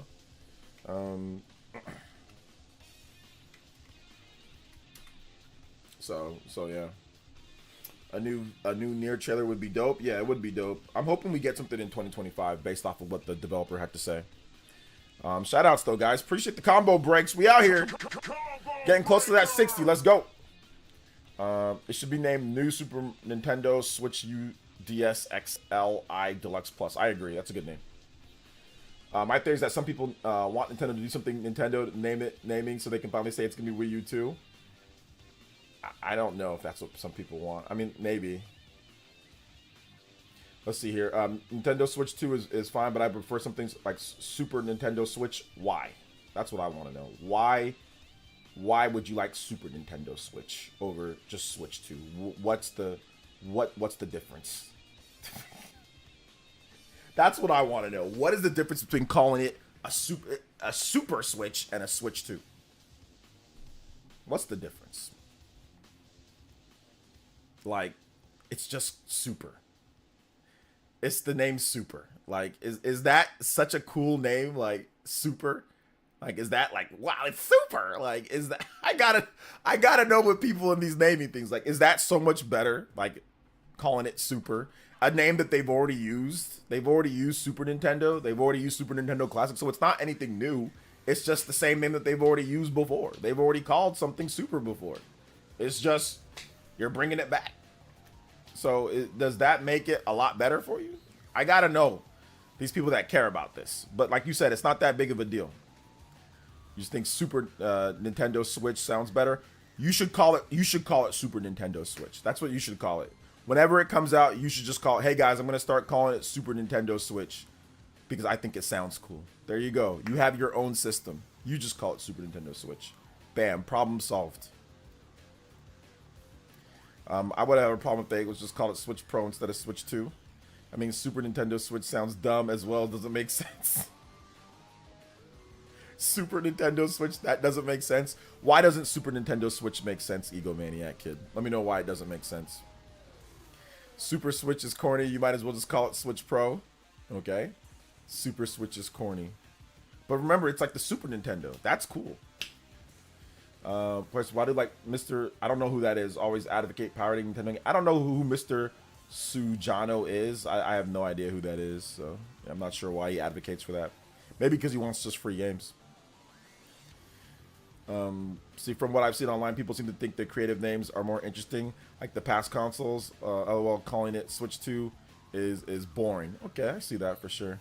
I don't know. Was Super not boring? Like, so we went from Nintendo to Super Nintendo. Was Super like? I guess in 1991, Super was like a great name. I don't know. Like now in 2024, 2025, would Super be like an exhilarating name for people? Yeah, all you gotta do is just put a super in front of it. All of a sudden, the name turns to S tier.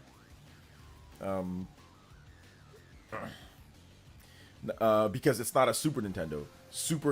Well, it's a Nintendo Switch. It's a Super Nintendo Switch. So it's a Super Nintendo Switch. Skibbity Switch. My daughter keeps on saying stuff like, this is what my daughter says. My daughter says, Skibbity Toilet, Sigma, Beta. Gosh, what did she say? Skibbity Toilet, Sigma, Beta, and some like other stuff. She always says that. I've never seen Skibbity Toilet. So somebody tell me the meme. I've seen the dude with his head out of a toilet, but I don't know what it means or anything. So yeah, she calls it brain rot. That's what she actually literally calls it. I asked her, what is that? She said it's brain rot. And I'm like, okay, at least you know it's brain rot because she's a smart kid. So at least you know it's brain rot. But yeah, she just jokes around by saying that. It was cool in the 90s when I was 3 years old. Yeah. Just keep it simple. Switch to something. Switch to something. I think they'll just probably call it Switch 2. I don't like the name and find it bad for a host of reasons. I hate people who feel this way. Always get Wii U thrown at them. Feel like we weren't there. Calling names isn't helpful. Okay. You can always name your channel Super Nintendo Switch. Super just works for me, but I'm seriously not bothered by Switch 2. Just arbitrary preference for me. Okay. Just, yeah, Super works for you. Got you. I don't know. It just seems like it's an old-ass name. Like, why bring back a name from 1991? Like, I don't see why that's a good name, to be honest. Like, it's old. Although I did say that maybe they call it Nintendo Switch Super. I did say that they'll call it, but not Super Nintendo Switch. Nintendo Switch Super. Like, Nintendo Switch Lite, Nintendo Switch OLED, Nintendo Switch Super. It's like the evolution of Nintendo Switch. So I thought that maybe they could. But I also have people tell me that's a bad name as well because people are going to get confused on whether it's like an upgrade or it's actually like a new system. And I said, yeah, I kind of agree with that. It kind of maybe sounds like an upgrade. If you say Super Nintendo Switch or Nintendo Switch Super, that sounds like an upgrade and not an actual new system. So, I mean, whatever. Stafford just pulled a Michael Vick. I don't know what pulled a Michael Vick means. Did he run for a touchdown? I don't think he ran as fast as Michael Vick. I beat Metaphor, don't know what to play. I just want to play Metaphor again. That's exactly what I did. As soon as I beat Metaphor, I didn't know what to play, and then I just started playing it over again. Might as well call it Super Duper Quadruple Nintendo Switch 2 Deluxe or something corny like that. I agree. Yeah, I think Switch 2 is a decent. It's an okay name. It is. I mean, it's. I don't know, guys. Or should they be like Xbox? Like Xbox. Oh, you have like the original Xbox. Xbox 360. Xbox One. Xbox Series S. Xbox Series X. I mean, I don't know. I think there probably would have been better off just calling it Xbox 1, Xbox 2, Xbox 3, Xbox 4, Xbox 5. Like Xbox 4S, Xbox 4X. I think they might have been better off doing that. Yeah. But, you know, whatever. How about Nintendo Switch Plus? Plus is an actual sign. I think that also, once again, makes it seem like an upgrade, not an actual new system. So yeah. It says, dude, the Xbox names are awesome. Bruh. Yeah, they're great names. They're great names.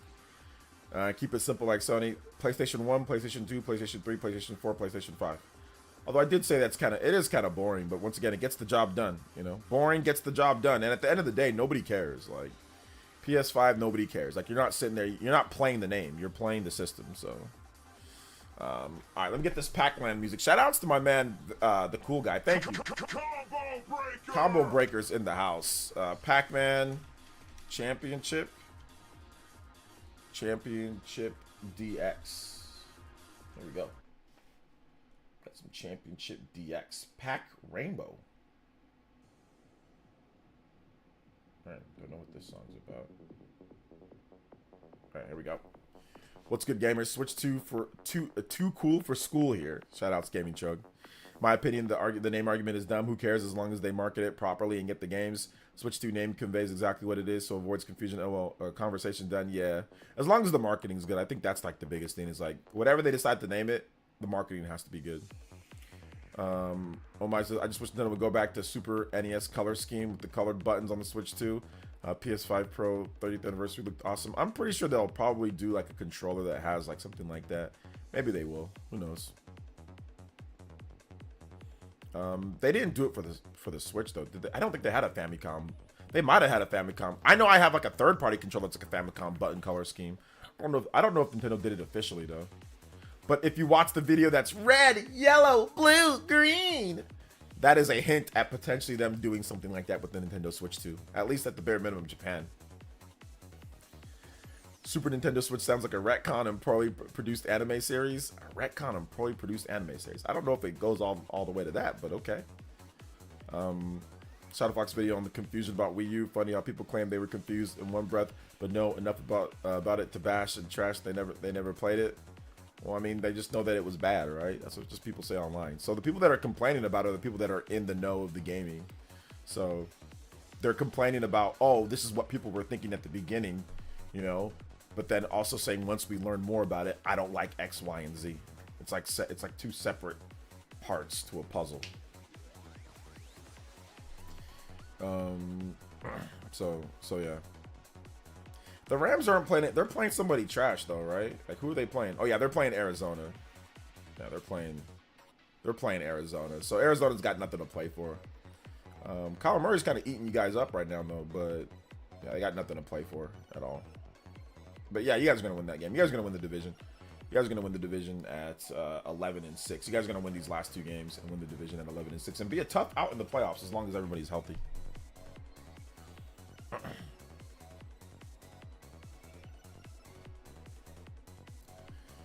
Let's see here. Switch 2 will be Terminator 2 effing awesome.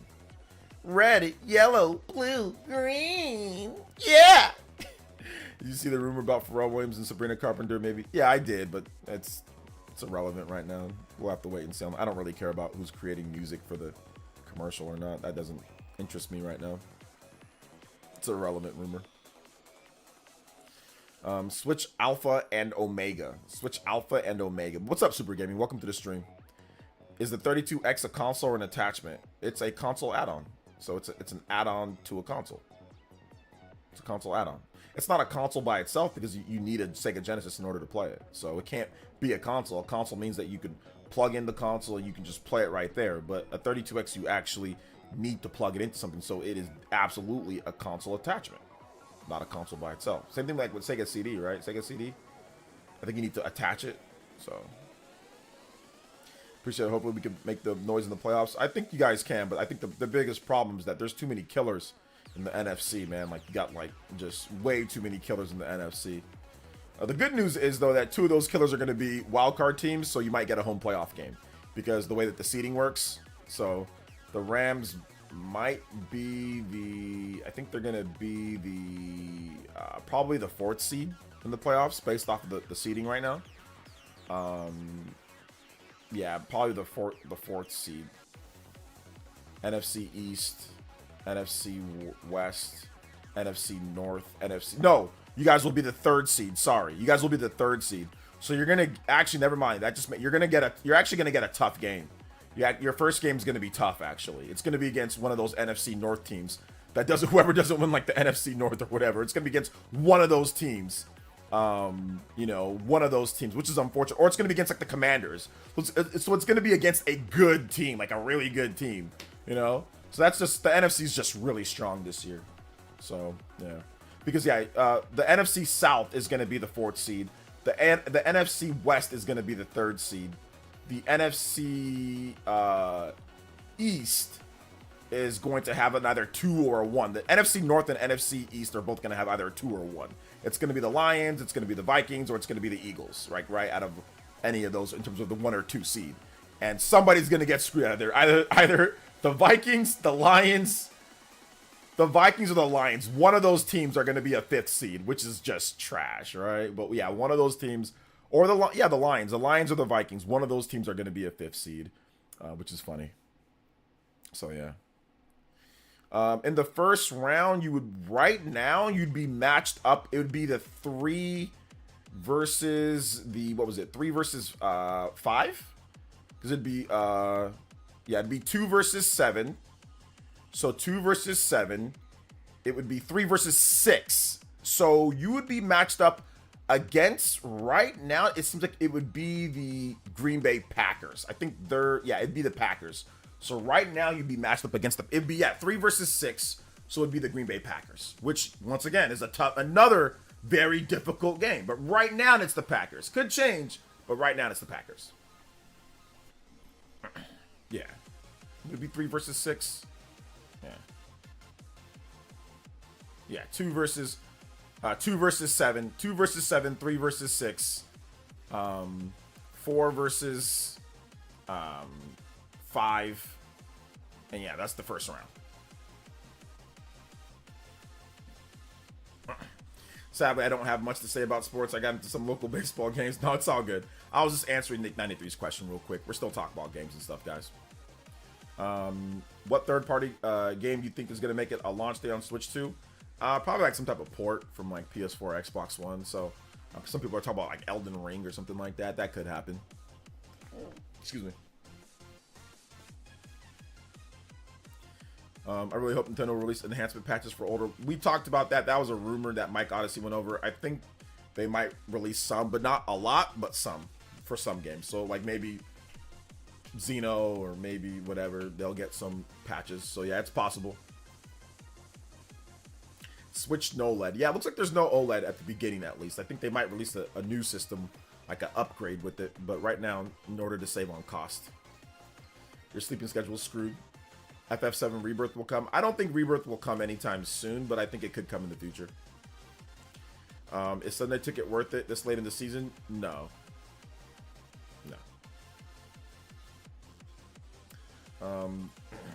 Marvel Ultimate Alliance 3 patch. That'd be nice. That'd actually be a nice patch because that game's only on Switch.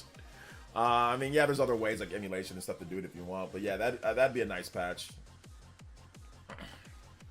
What about FF7 remake? It's possible, but once again, I don't know. Microsoft or Sony has a deal, and we don't know the details of that deal, so we don't know exactly what is happening with that full deal overall. So yeah, we just don't know at this point.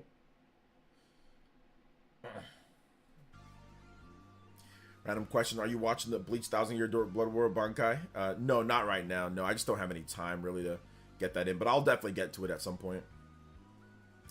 Why doesn't anyone count Mario Kart Circuit as a Mario Kart game? Technically, the newest Mario Kart would be Mario Kart 11.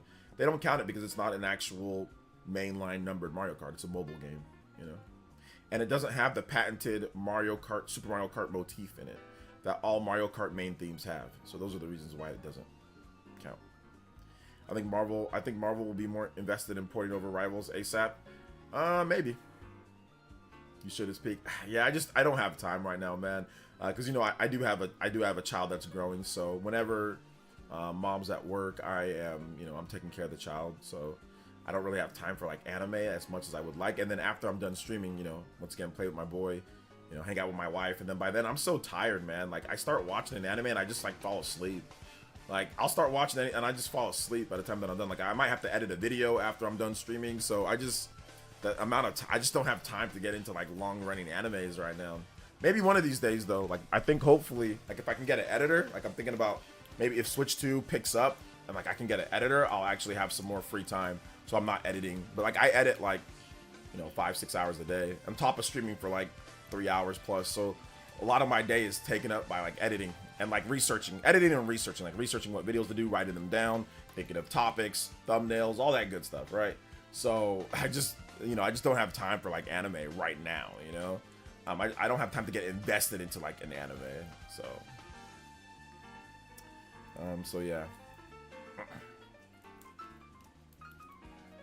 Do you think Monolith will make new games for the launch of Switch 2? Probably not. Monolith Soft never usually does launch games for Switch or for Nintendo platforms. They're usually like a year or like a couple years. And I mean, we did get Xenoblade Chronicles 2, which was the launch year, but no, I don't think we'll see anything at launch, no. So yeah. I agree with I Love Nintendo 99. They support Deluxe. Oh man. So yeah. One Piece Devoted OJ, it's like 10 years plus of content. One Piece Devoted OJ, it's like 10 years plus of content. Yeah, I'm not making content on One Piece. I'm not doing anime content like that. Maybe one of these days though. Super Circuit does not have the theme. They all have it. They do. They all have it.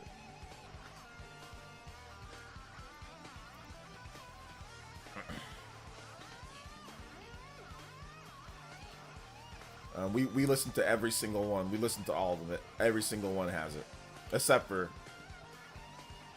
Mario Kart, the mobile game.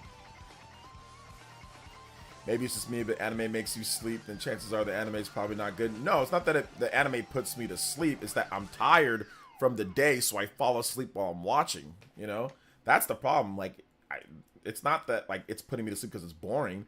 It's putting me to sleep because I'm tired. I'm watching it at night after I'm done with everything, and I'm just tired. So at any time that I take like a day off, or if I have a day off, I'm playing with my son. You know, I'm not really watching anime. I'm playing with my son. You know, we're gonna go out somewhere. We're gonna have a little bit of fun, or I'm gonna take out the wife to eat. Like, we're gonna spend time as a family. I'm not gonna be sitting hauled up in my room watching anime. You know, on a day off. If I have a day off, like Sundays are usually like my day off. Yeah, I'm gonna go to church. I'm going to play with my son. I'm going to spend time with the family. I'm not gonna be watching anime all day. You know. So I think once my son gets older and like he starts to kind of like do his own thing, like he likes to go out like with his friends and stuff, I think that's when I'll actually be into anime, and I'll be older. Maybe like I said, I'll have like an editor, and I think I could actually get into it more. Maybe I'll create like new content, like anime content, but for right now, I just don't have the resources nor the time to sit there and watch a bunch of anime, If I'm playing a game a lot, it's because I'm playing it because I want to review it and talk about it on my stream,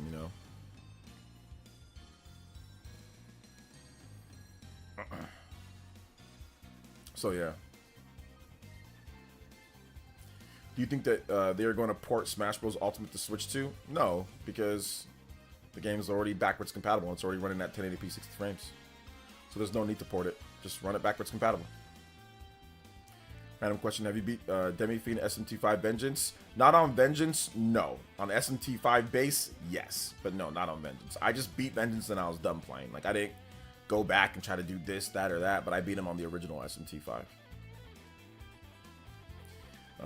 Why do people forget Mario Kart Arcade GP1 DX and Mario Kart Arcade VR? The next Mario Kart will be Mario Kart 13. Yes, we're forgetting those. They also don't have the motif either. So they don't have that either. They do not have that either, so I don't know, man.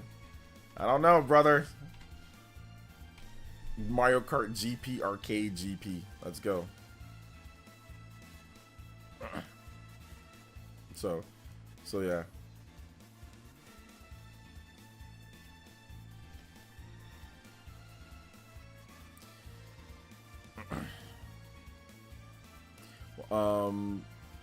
So yeah. I forgot about that. They might make a new copy of all the DLC on cart, kind of like Jump Force. Yeah, they probably won't. I mean, they could. But they probably won't. But they could. But yeah, I don't see them doing that. But you never know. It wouldn't be a port that they would just take the content and just like throw it on there, right? Like a complete version. Let's see here. Hi, OJ. In regards to Final Fantasy VII, did you see that Kitase's comment today about Rebirth sales didn't disappoint? but they will not confine it to one system in the future. I feel like Switch 2 port is if the game's a real possibility. That's a straight up damage control, Deeb. I didn't see his comments, but that's damage control because Square Enix already stated that the sales disappointed. So he said that they didn't disappoint, but they already said that it did. So they already said that it did. So that's definitely a little bit of a damage control. And if it didn't disappoint, then go ahead and let us know what those sales are. I didn't see that though. But here's the thing, like, actions speak louder than words. So if it didn't disappoint, one, why did you say that it did? Why did Square Enix say that both games disappointed in sales? They didn't meet sales expectations. And then on top of that, why don't you announce the sales numbers if it didn't disappoint? So the problem that I have with that is that, okay, that's cool if you think that, but we need evidence that that it didn't disappoint, because that's what they originally said. So, but anyway, where was that comment at? Where was that comment? I want to look and actually analyze what was said and potentially see if there's some issues with that. They spent too much damn money on Rebirth. Have some expectations to make their money back. So yeah, Jump Force, $40 Jump Force. When is the time to move on from the Bloodline in Saga 2? I'm not dying yet. Just killed the first hero. In a bit. Stealth retweeted. All right, cool. Thank you for that. Let me see what he has to say. That seems like a damage control to me, man. I'll keep it a buck, because they haven't announced the sales numbers yet, and they literally said that it disappointed.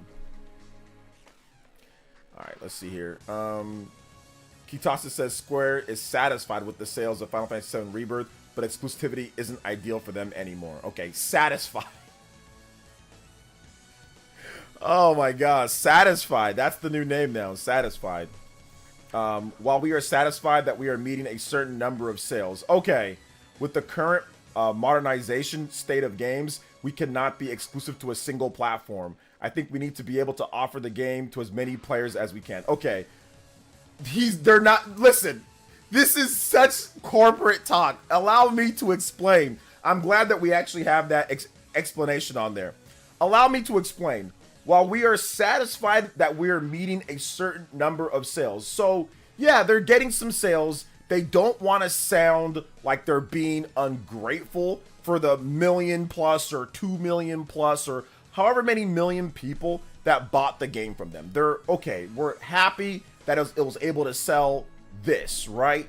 But it's nowhere near enough of what we think that we should be selling for the quality of game that we've put out. We've put a game of the year, 90 plus rated, super, great game out on the market. No, like, we shouldn't settle and just be satisfied. We should be doing incredibly better considering where other games are selling and the quality of those games. That's exactly what he's saying. So, no, it disappointed, but what he's trying to say is he's trying to be like, positive spin on the disappointment of the sales, saying, hey, look, we know that people say, oh, you guys have expectations that are too high, that no games ever meet it. So we don't want to sound, he doesn't want to sound like nobody's buying the game, like nobody's bought the game at all. The game is, and they're satisfied with people like the million plus or 2 million people that have bought the game. However, him just adding that next thing to it just shows that no, they're not happy with it.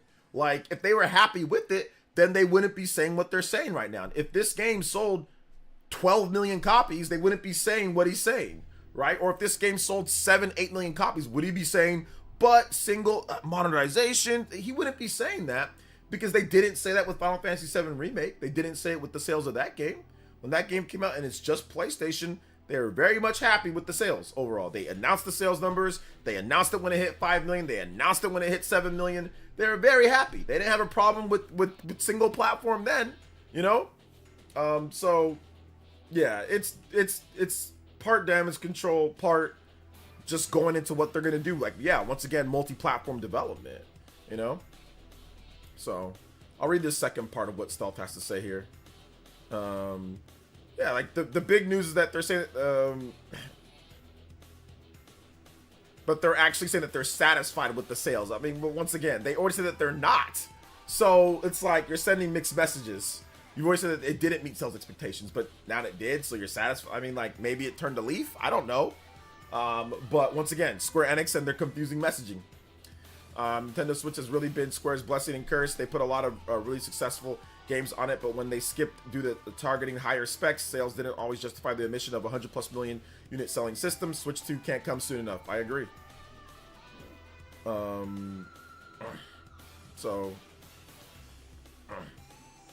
So yeah.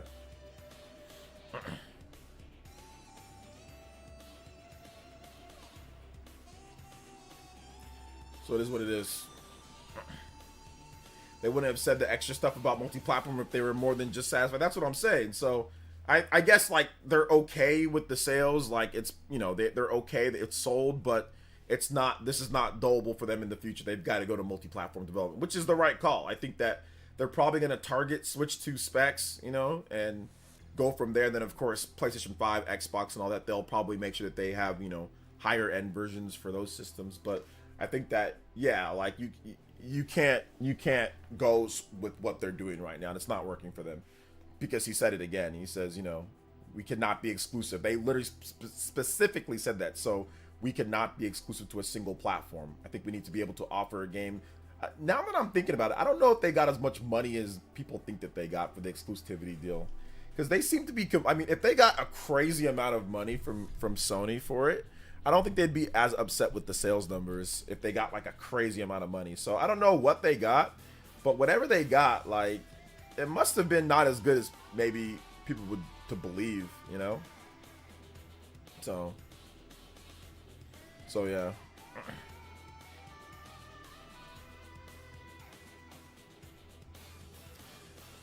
Let's see here. Square learned the lesson, apparently. I think Mr. CEO should wait for RGT's input on console exclusivity. Alright.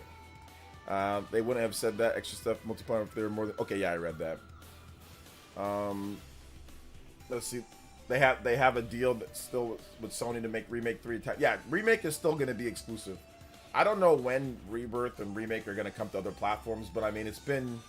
You know, Remake's been out for now, going on 5 years next year. And it's still only on PC and PlayStation, no Xbox version. So maybe it comes later. I don't think FF7 Rebirth did not make money because they show us that I don't think FF7 did not make money because show us that sales. What does that mean? I mean, I think FF7 Rebirth made money, but I mean, like, I don't think it's as much as they would have. They want more because of how much the games cost to make. So yeah.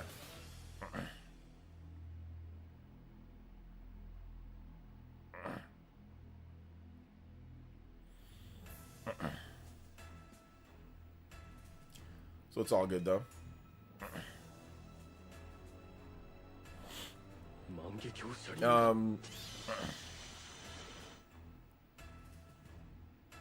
Shout outs to Rescue Squad. Thank you. Thank you for the 11 months. Appreciate that, man. Thank you. Shout outs. Let's go.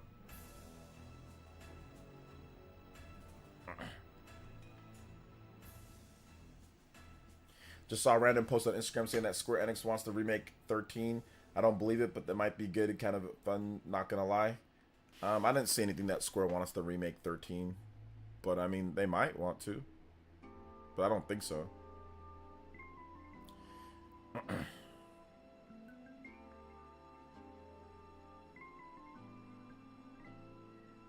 So yeah.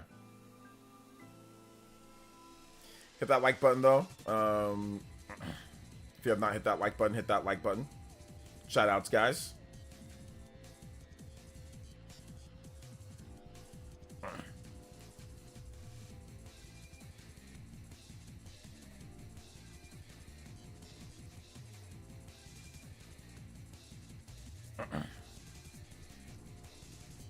Let's see here. Where's the FF9 remake? Where's the FF9 remake? Where's the FF Tactics remaster? We still need both of those, right? So those are still things that are on the dock, man. On the dock for that. What happened to Capcom's Pragmata? They pragmated it. They got pragmated. What happened to your Pragmata? What do you? Don't get mad at my Pragmata. Get mad at your Pragmata.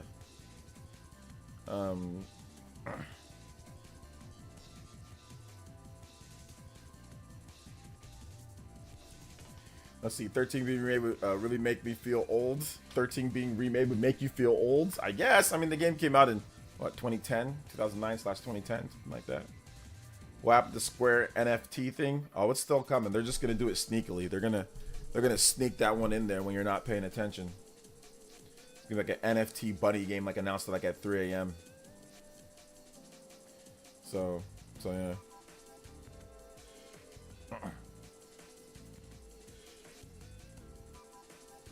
So yeah.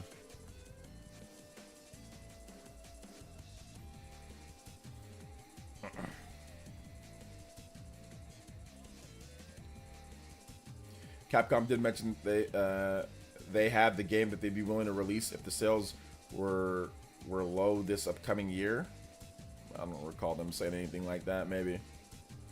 No one talks about NFTs anymore. NFTs, the NFT market crashed. That's why nobody talks about it anymore. NFT market completely crashed.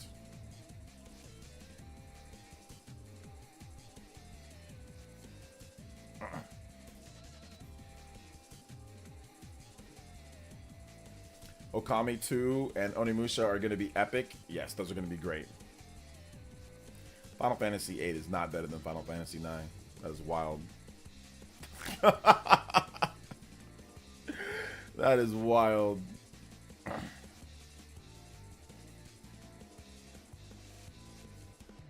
Absolutely wild.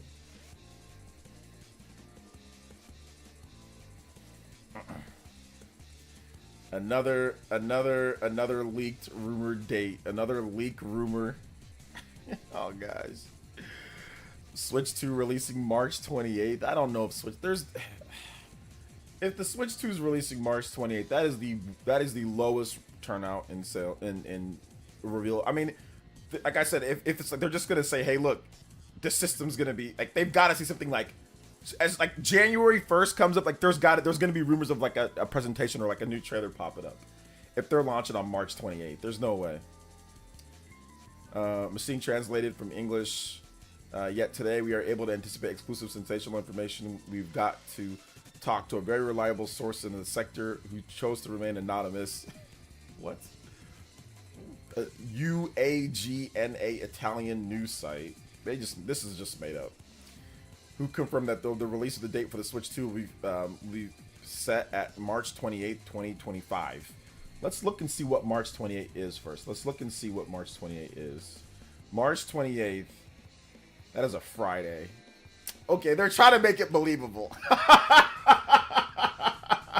They're trying to make it believable because the freaking Switch 1 launched on March 3rd, 2017. And that was also a Friday. I was hoping that it was like a Sunday or it was like an off day so we could just instantly discredit it. But of course, they have to sit there and make it like, oh, Switch 1. You know, like, oh my God, this is so stupid. This could be correct, though. It could be correct. According to our source, on the date of distribution of the Switch 2 accessories expected, made not only by Nintendo but by third-party companies, among which the steering wheels will probably also find a place for Joy-Con, already leaked in recent days on the web. We can also therefore infer that March 28th, 2025 will also be the release date of Switch 2, with Nintendo, who will then follow the publication and distribution table in the past generation. So they're saying because that they found some stuff for like the wheel and all that be released on that date based off of whatever, that's the reason. Pretty crazy.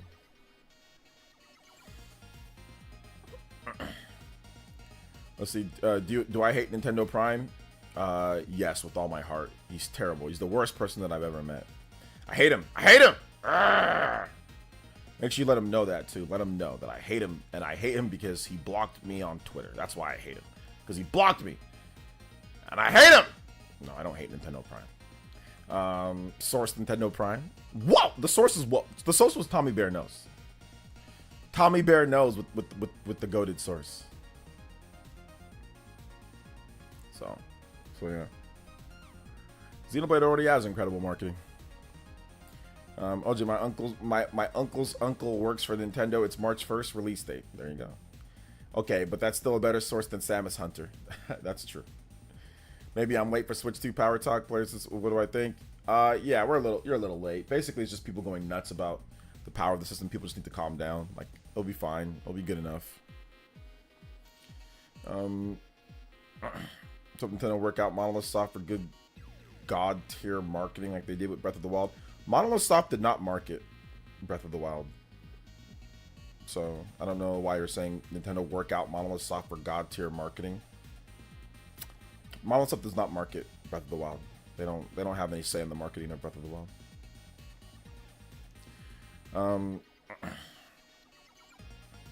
So is it impossible to predict Nintendo console launch?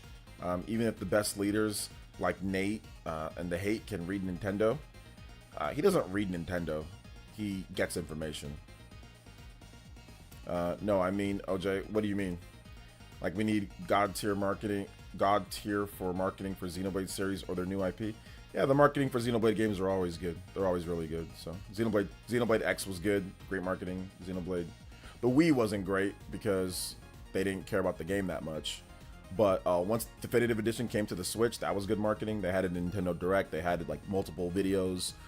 They've had Xenoblade 3 Nintendo Directs, or Xenoblade Directs based off of just Xenoblade 2 and Xenoblade 3 videos. You know, yeah, it's always good marketing. So yeah, nothing to worry about there.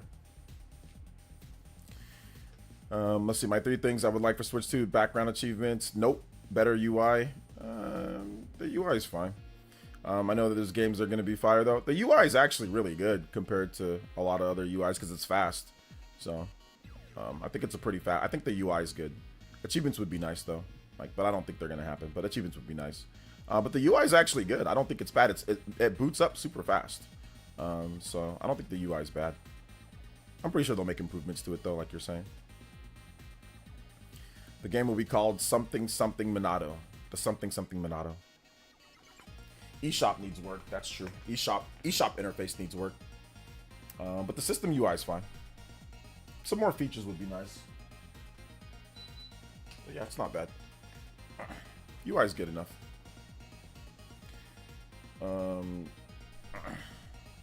The best thing to do with the eShop is just go on PC. Just go on mobile or PC. There's no point in going on your Switch on eShop. Like, there's no point. Just go on PC and it's like a million times better. Shop till you drop on PC. You got a laptop, you got a mobile, you got a iPhone, you got a anything. Just it's right there, and it's so much easier. So much easier, and you can have it automatically download on your system. It's super fast. It's way better. So, I mean, I don't ever really use the eShop. I only go on the eShop when I need to redeem a code. So, I mean, like, it doesn't really bother me because I don't browse the eShop. But if you need to browse or look through, just go on the PC. It's so much faster and easier.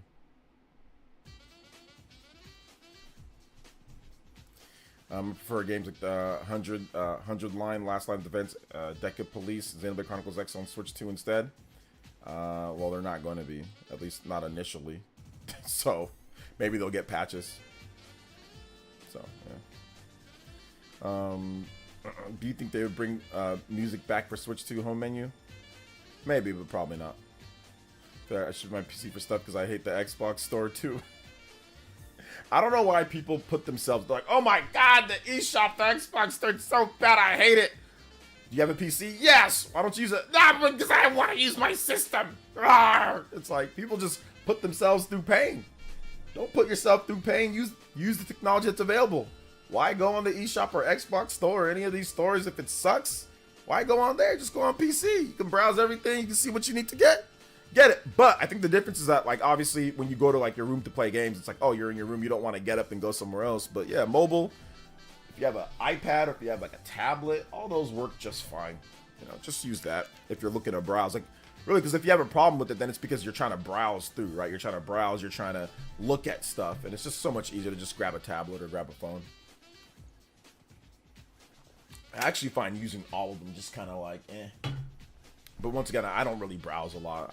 I know what I'm getting, so I'll just go get it and then I'll leave. I don't spend a ton of time on like any shop front. But everybody's different though. Some people like to browse and look through and look at what they can get, or like, you know, whatever. So I know that's like a thing.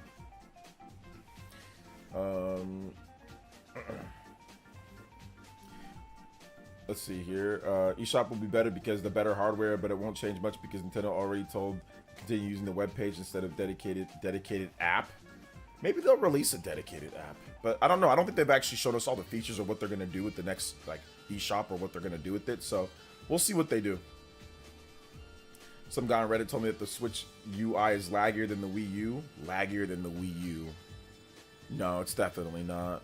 I mean, the Wii U UI is fast in certain things, but like let's say you want to go to settings, right? In the Wii U UI, it's really slow. Like let's say you want to set up your internet settings, or you want to like go back like to the main menu, like that is slow.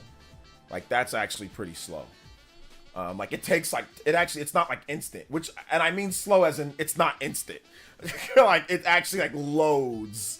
So yeah, absolutely not. Like absolutely not. Like Switch, any setting that you go to, it's instant. It instantly pops up in the UI, like the base UI, right? I'm not talking about going like a web page or going to somewhere else like a game app, but like in the actual system itself, it's as fast as possible, right?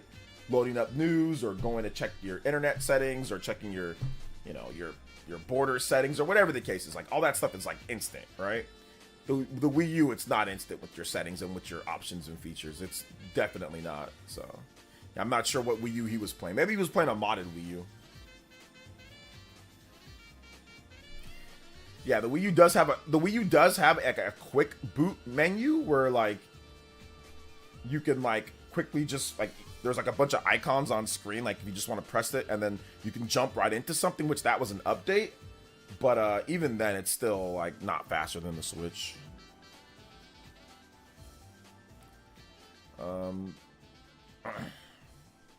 They use a web page because it's easier to update pages and things like that. Yeah, that's what I figured. I figured that it's the reason why. It's because it's just easier. That's probably usually always the reason why something's the way that it is. Easier. Like I said, let's see what they actually do. They might surprise us, but maybe not.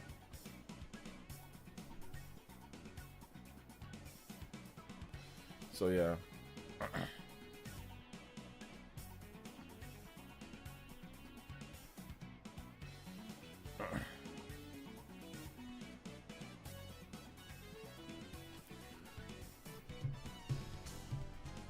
There's no way the Wii's faster. Played through Sonic Cross Shadow Generation. They made a full Sonic game like that. Be a true 9 out of 10 experience. Yeah, I hope they do. I've heard a lot of good things about the game. Heard a lot of good things about that. So themes and music. That's what people want, man. And folders. Remember the folders thing? I hope they get that situated from the very beginning, like the folder stuff. Like, I think that maybe like the extra system, like hardware, like the RAM, the extra hardware will help them with the UI because the Switch has a very small amount of RAM dedicated to the UI. I mean, it's way better than the previous systems, or it's better than previous systems, but it's still not like a large amount. I think it's only like 1 gigabyte or something, or barely 1 gigabyte. So if they dedicate like a whole nother gigabyte, right, like 2 maybe or something, I think that could probably increase what they can do on the home menus and stuff like that without it crashing like crazy or being slow. So anyway, that's the rumor. Switch to March 28th. I don't know if that's gonna be a thing. I don't have any faith in it. You know,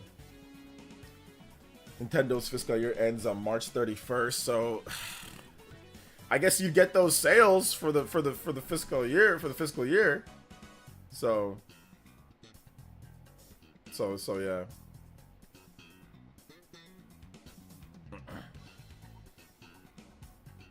So there's that for sure. But still.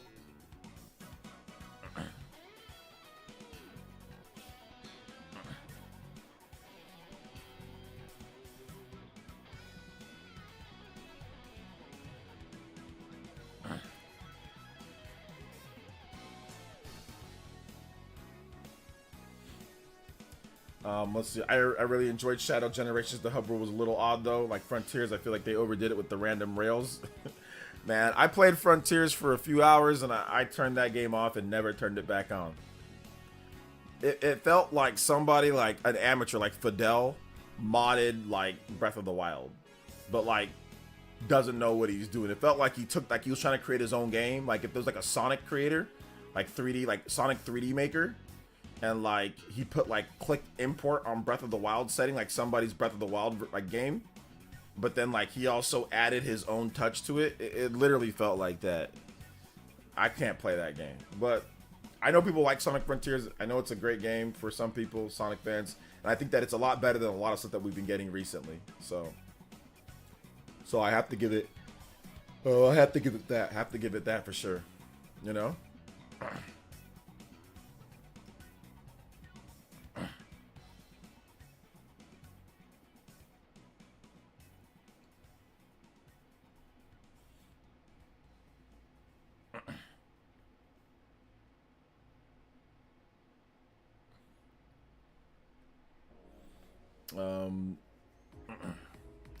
Frontiers has potential but loses its focus after a while. I think that Frontiers has the most potential that I've seen outside of Sonic Cross Shadows, the shadow part. Frontiers probably has the most potential out of any Sonic game that I've played in the modern 3D Sonic game that I've ever played.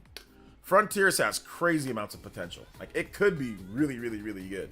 They just need to, all they need to do is just iterate on Sonic. Like we just need a straight up Sonic Frontiers 2 or Sonic Frontiers X or Sonic Frontier. Like we don't need a brand new, whole new theme, whole new, you know, whatever, blah, blah, blah. All we need is them just iterating on that right there, and it'll be good. You know, that's all we need. You know, that's all we need on that one, man. And if we get that, it'll be good. The next one will be really good. Like I said, we're like one game off. One game off. So yeah.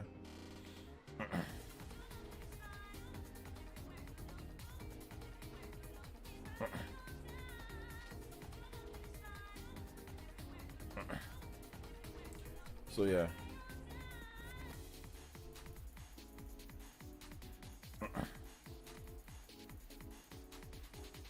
So it's all good though. Shout outs. Hit that like button though, guys. If you have not hit that like button, hit that like button. Let them know that we streaming out here. Let's go.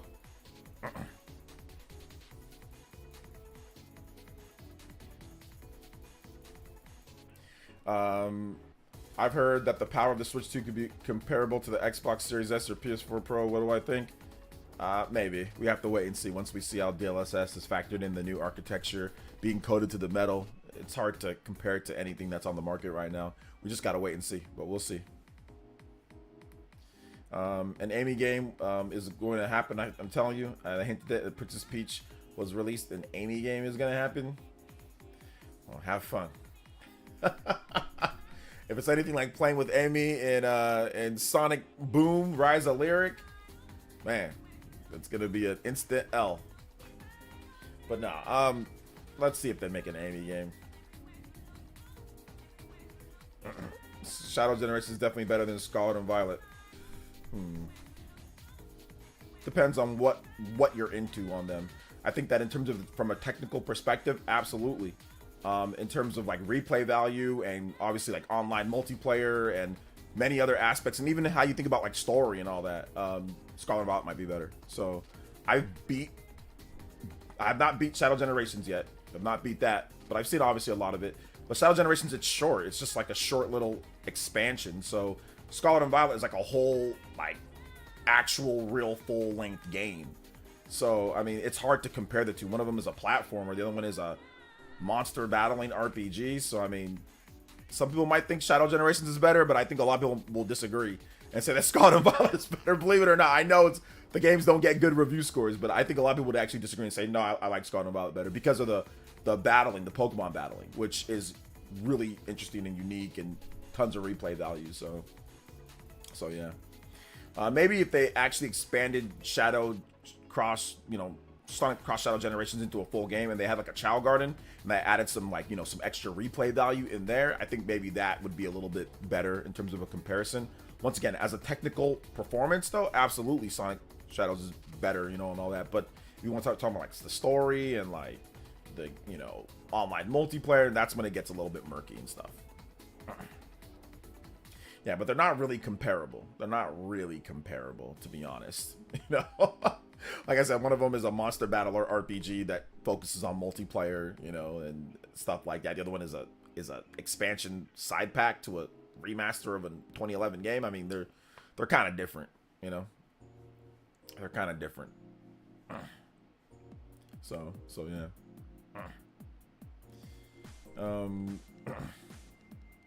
Do you want the next Smash Bros to continue the Ultimate left off, or want them to start from scratch? They're probably going to start over from scratch, because starting from where Ultimate left off is going to be too insane. There's going to be too many characters, so they'll probably just restart. Chow World, Scott. I mean, if they did the Chow thingy with and like Shadow Generations and actually had like some replay value and trading with friends and stuff like that, that'd be very interesting for the Sonic fans out there. Scarboy had a lot of content work put into it. You took university classes, talked to NPCs, felt like a complete experience. Yeah, like I said, once again, Scarlet Violet gets dookied on all the time, and rightfully so for the technical issues that it does have. But once again, if you actually play through the game, which I did, I played through the full game, it's actually one of the best in terms of just like story, combat, you know, extra stuff in the game, like quality of life features. It's actually one of the best. It's the most interesting Pokemon game I've played since like the 5th generation, like 4th and 5th generation. Like, I think it actually smokes the 3DS and the 3DS Pokemon games easily. I think it's way better than those. Even though the 3DS Pokemon games are rated way better and people have more of a positive impression of them because of the amount of Pokemon, I started playing those games. I'm like, this is not fun. The competitive aspect of those games are okay though. Like, they're good. Like Pokemon Sun and Moon, Ultra Sun and Moon, Pokemon X and Y, Pokemon Omega, Ruby, Alpha Sapphire. They're great. They're cool for what they are. But Scarlet and Violet has one of the best stories in terms of single player content. Has one of the best stories, and just like I said, quality of life features.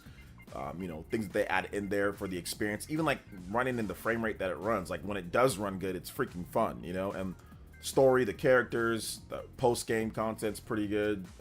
They got one good DLC pack. The first one's not so good. The second one's went much better. So yeah, it's just like one of those things. Like it's a flawed gem, a very, very, very flawed gem. If it ran better, it'd be so much better, obviously. It's just funny whenever there's nothing to talk about when people come to Nintendo, people just complain about eShop. It's like they did with bootleg BMW on eShop. Yeah, that's the old reliable, the eShop.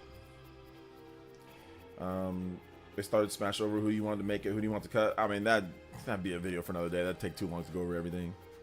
What's up, Kevin? Welcome to the stream. When you look at the past tech issues, Scarlet Violet is god tier Pokemon game. Yeah, like, it's tough to look past those tech issues. And like I said, if you play online, like let's just say like you play competitive, like you have no tech issues. Like if you're a competitive player where all you do is just focus on competitive, there's literally no tech issues. It runs, obviously, it just runs fine. You're just like in an arena and you're just playing, so it's fine.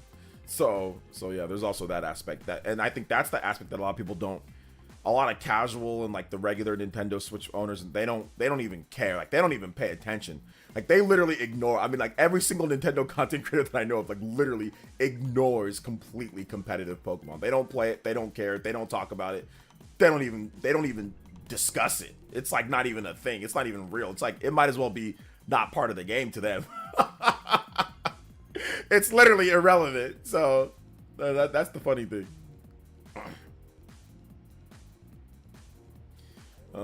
Let's see here. Alright, take it easy, Psycho Pie.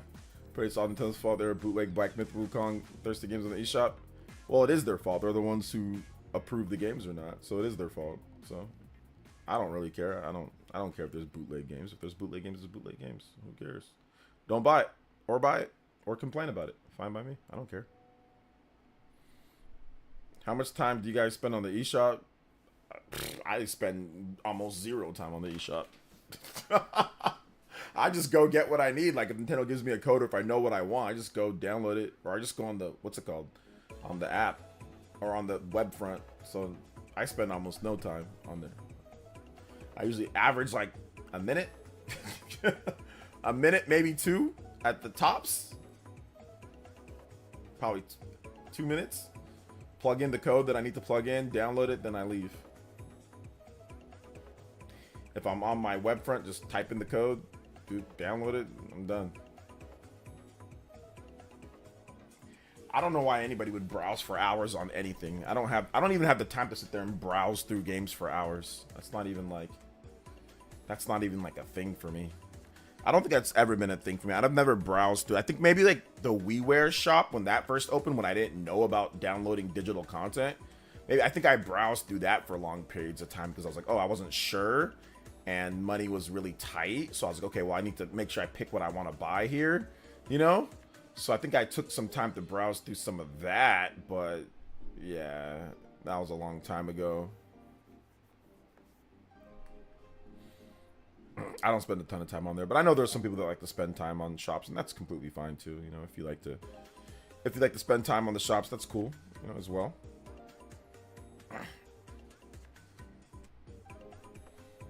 That's cool as well.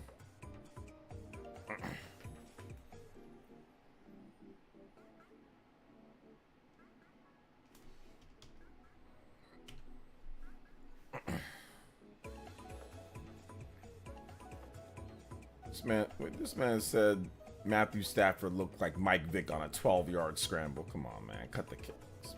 Mike Vick on a 12-yard scramble. Nick 93. Come on, bro. Come on, bro.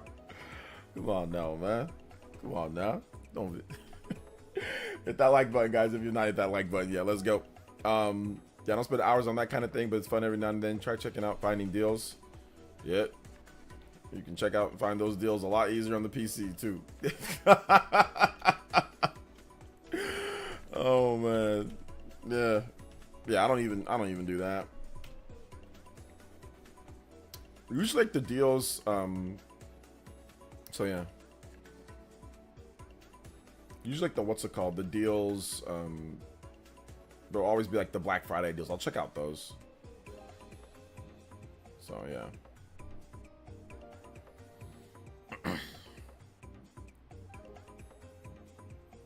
Make sure you guys hit that like button. Like I said, hit that like button. If you have not hit that like button yet, you gotta let them know.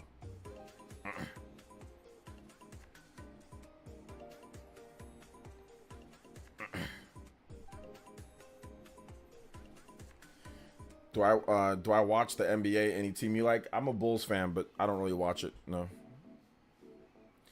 OJ, I've been selling old junk. Don't use. Have the hefty day one fund for Switch to them at $527, and I need to get to $700. Yeah, just keep selling stuff that you don't use. That's a good way to get some extra cash. Like, just sell stuff that you don't use. You know, where are you selling it at? Like Facebook Marketplace or like eBay or what? What's going on there? Do you think that the Square will make the rumored Nier game internally or get a third party to do it? I think it'll probably be a collaboration. They'll probably collaborate to make the game. So yeah.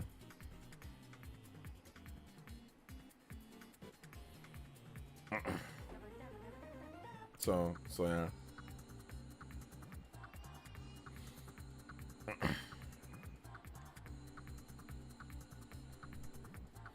So that's what I think that they're gonna do. I think that with Nier, you gotta, you know, it depends on what type of game you're trying to make too. I mean, like Nier Replicant is a little bit different from Nier Automata, you know, and then a little bit different from the first Nier game. So it's like they're probably gonna try to find a company that can make what they're looking for, and do a collaboration like they usually do, like with Platinum or with Toy Logic. So that's what I'm guessing.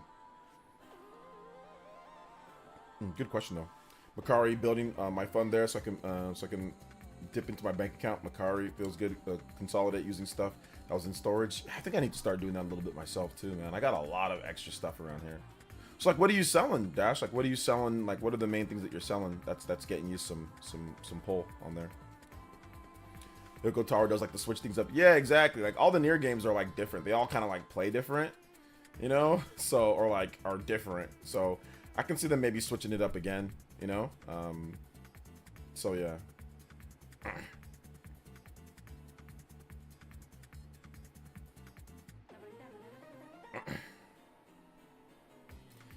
Tales of series, yeah, I like the Tales of series. I think it's solid.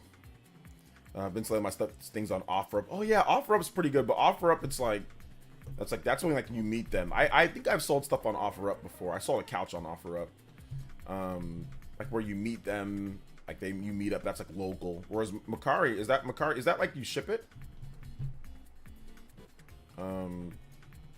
Some manga sets because I don't feel like collecting. It would rather inject that money into Switch 2. I know I'll play 100% of the time. Okay, manga sets. Okay, cool. All right, yeah, man. I mean, I don't know. I mean, I have some like extra old stuff. Like I got like stuff in the garage that like I just don't need, or like extra amiibo that I bought that I don't need, or just things like that. Or it's just like, okay, we can just kind of get rid of this. I mean, I have the space in the garage, but there's like, you know, I don't want to just hoard stuff in the garage. And whenever we do move, the next time that I move, like I don't want to have a bunch of stuff that I'm hauling around. Like all that stuff that I have, like a lot of this extra stuff that I have, I want to bring in the stuff that I know I want inside like my game room or my office.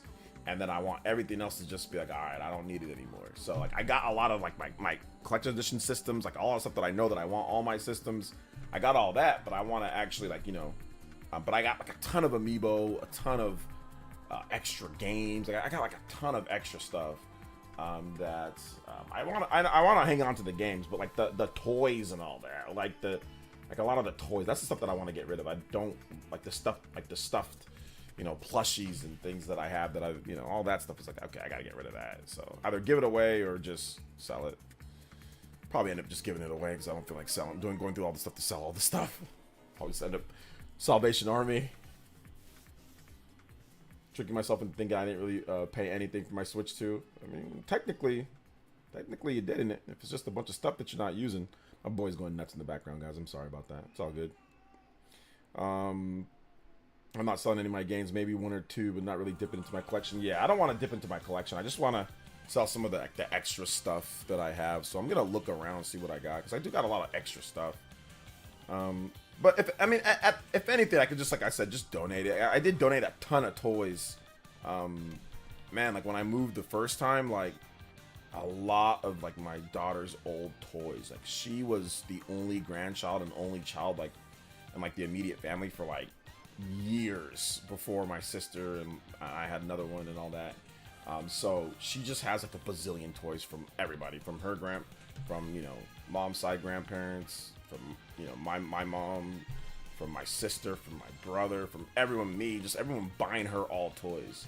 And so I asked her, do you want any of these? And she's like, she's kind of outgrown them. So I was like, all right, well, I'll just donate them to kids who need it. So I did a lot of donating this past last year and this year. I donated a lot of toys for tots and things like that. I put out a lot of the toys. So yeah, I was like, yeah, just take them. We'll Switch 2 launch around March, June, fall, or holiday. I mean, we don't know when it's going to launch McClare Mountain. There's rumors of, you know, March. There's rumors of first half. I mean, it could go to second half. There's nothing definitive right now, so no idea. Well, we'll see though. We'll see. Nintendo's going to talk about it soon, so I'm pretty sure we'll know by the end of January. We should know before or by the end of January. So,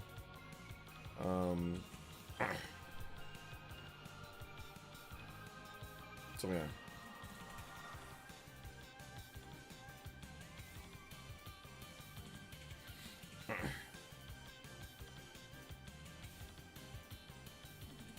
But it's all good though.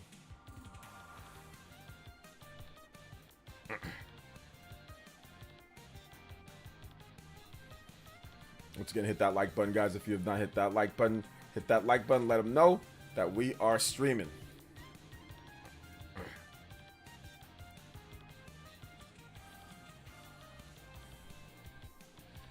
There's a 15-year gap between me and my nearest younger cousin in the same area. 15-year gap. Well, pretty big gap. Yo, what's up, Dank? Better pay it forward. Once forgotten treasure can be another everlasting bundle of joy. Yeah. Yep, yeah, I just donated all of it. But I'm looking forward to actually cleaning. I need to clean that garage out. I mean, you know, we need to just clean that car out. Okay, never mind. I thought that the person actually. Sorry, guys. I thought that the next handheld actually put out the Switch 2 Pro controller. But it's not the Switch 2 Pro controller. It's not. Somebody did a Photoshop. I was shook for a second. But no, it's not real. But he did say that there's the micro SD Express. So he did say that there is a micro SD Express. So yeah.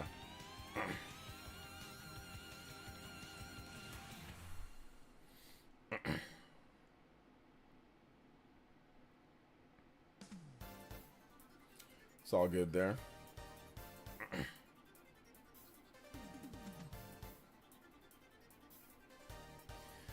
Our garage is full of gaming stuff. We have over 10 Nintendo Wiis. Yeah, 10 Nintendo Wiis. It's time to sell some of those Nintendo Wiis. Max value for those Nintendo Wiis is probably already about right now anyway. So yeah, it's about time to sell some of those Nintendo Wiis. I don't have 10. I think I have 2. I have my original. I have a black one that's this girl that I was dating before that she gave me a number of years back before I got married. There was this girl that I was dating. She just gave me it. She was just like, oh, I don't want it. But it's the one that can't play GameCube games. But I was like, cool, I'll take it if you don't want it. So I have that one. And then I think that's the only 2. I have my launch. Yeah, I have my launch one and that one. That's it. That's all I have for the Wii. I just got 2. I didn't have money to buy all the special edition ones, or I didn't feel like buying all the special edition ones and all that. The Wii Mini? No, it's not the Wii Mini. They're Nintendo put out a revision for the Wii that removed the GameCube ports on the top and removed GameCube compatibility. It's that one. So that was before the Wii Mini. It's the same size as the regular Wii, it just doesn't have GameCube ports at the top and can't play GameCube games. Better start a savings account for Switch 2 games and accessories now. I mean, I've already been saving for it. I've already put aside a little bit of money every single month. So I put aside for the past 3 years, I've been putting aside about a good like $20 to $30. So I've already saved up pretty much everything. Sometimes $40. I just put aside a little bit from my YouTube, you know, my ad revenue check, or I'll put away like the money a little bit of money that I make from like my Twitch. I'll just take that and I'll just put it aside, and I already have well more than enough for it. So I'm getting that money cash, okay? And I'm going there paying cash for it. So I've been saving up for the last 3 years just to make it seem like it's just nothing. So I don't know how much it's going to be. I don't want it to be like, if it's going to be like $500 or something, or if I'm going to be buying it, like I don't want to put a big dent in the wallet like right then and there. So I've been putting away a little bit here, a little bit there for the last number of years. So yeah, I'll be good. And like I said, cash, baby. Not with my card. Cash, the money that I've been putting away. Waiting for the light. Unless the power increase, it's better than the Steam Deck.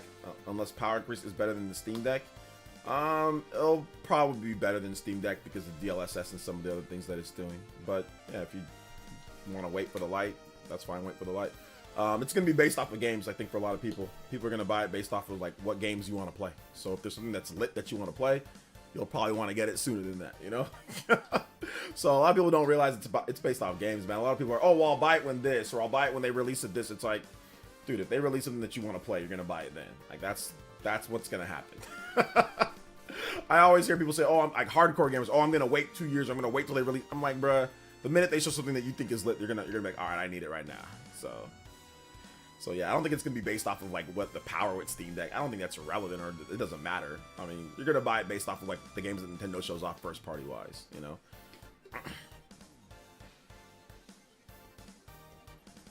Let's see here. If they launch with the option more built-in storage, I'll try ordering that one. I don't think they're going to, because they'll probably just have a micro SD. So they'll just say, if you want more storage, just go with that. I don't think they're going to launch it with like one with less or one with more. They have done that before in the past, like with the Wii U, but that didn't work out for them. So I don't think they're going to do that here. No interest though, but smart. No interest? What do you mean by no interest? Like what, putting money like in a, oh, well, I have that. That's separate. That's a whole different thing. Like in terms of like what, an interest account? Like a yield? Oh yeah, I have one of those. But yeah, that's different. That's a whole, I don't factor that into like my expenditure for like business and all that.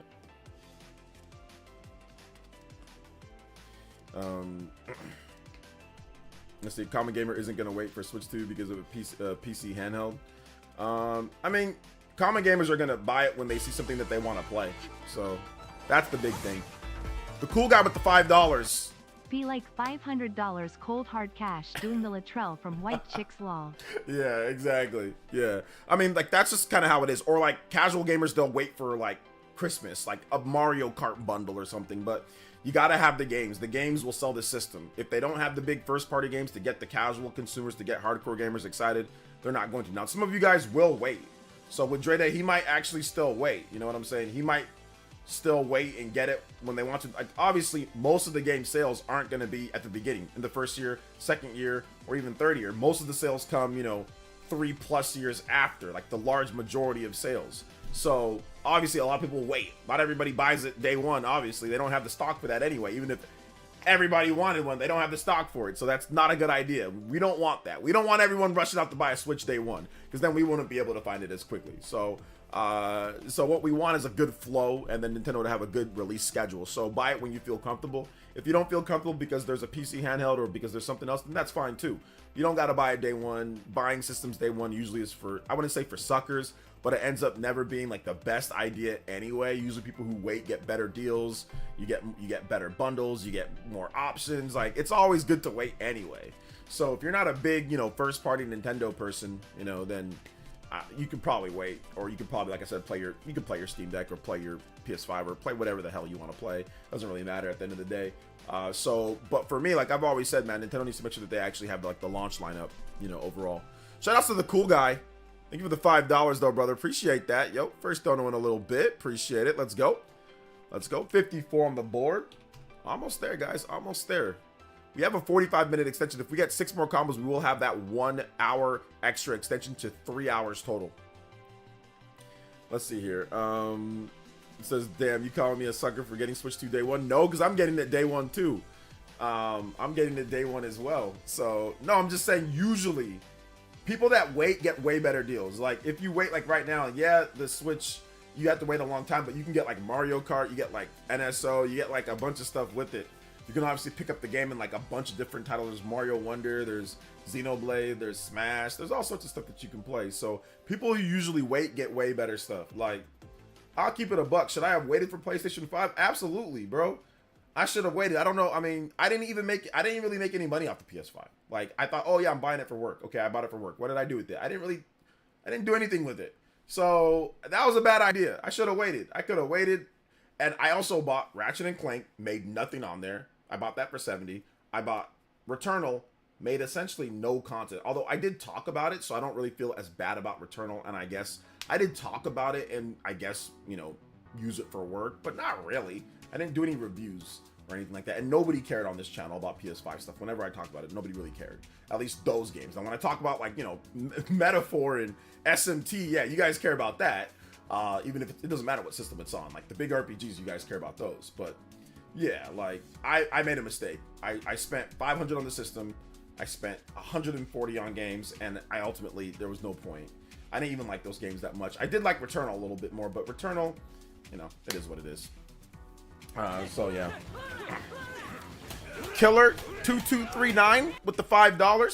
Just happy holidays. I haven't been able to watch you much lately, but I still appreciate your content. Thank you so much, Killer2239. Thank you, man. Yeah, whenever you can watch, I appreciate it.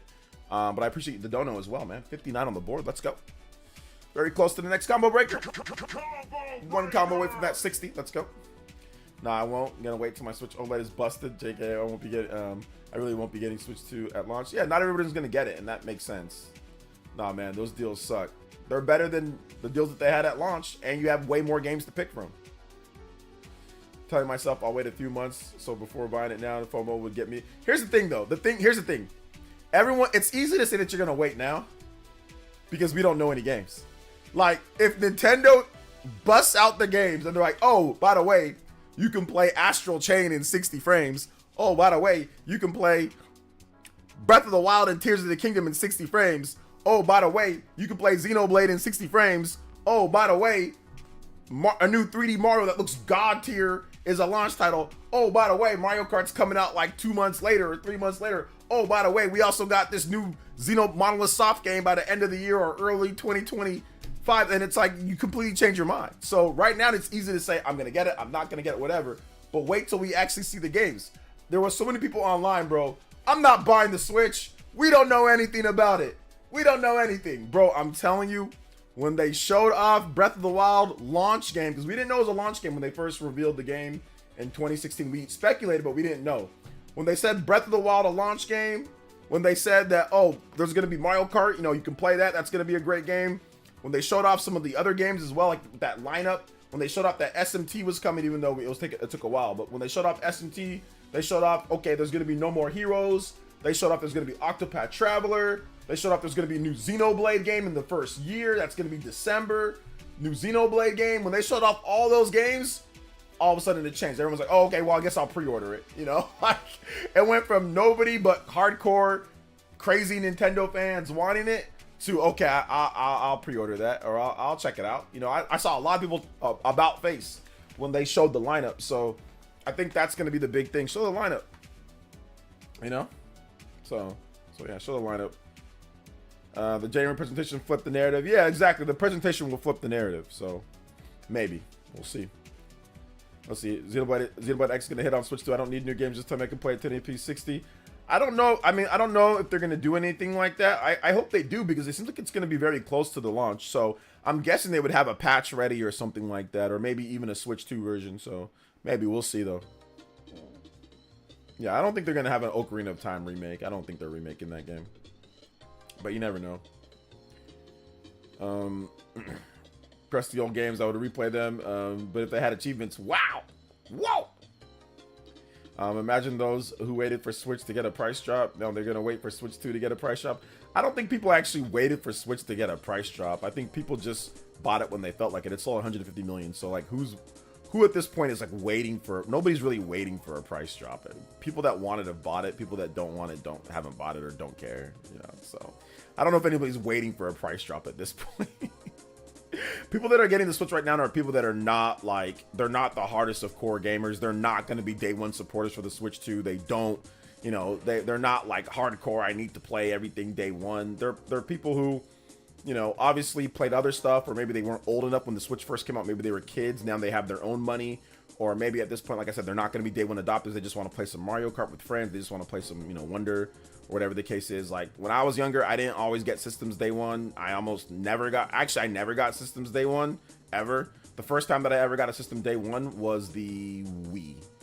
No, yeah, the Wii. The Wii was the first time ever in my life that I ever got a system day one. By the way, by the time that I will put in there, by the time that I actually started, you know, like, I started playing games in the 80s, you know? So the Wii came out in 2006. So it had been like 20 years or something like that since I ever even could get a system day one. So I went a long time without being able to buy any system day one.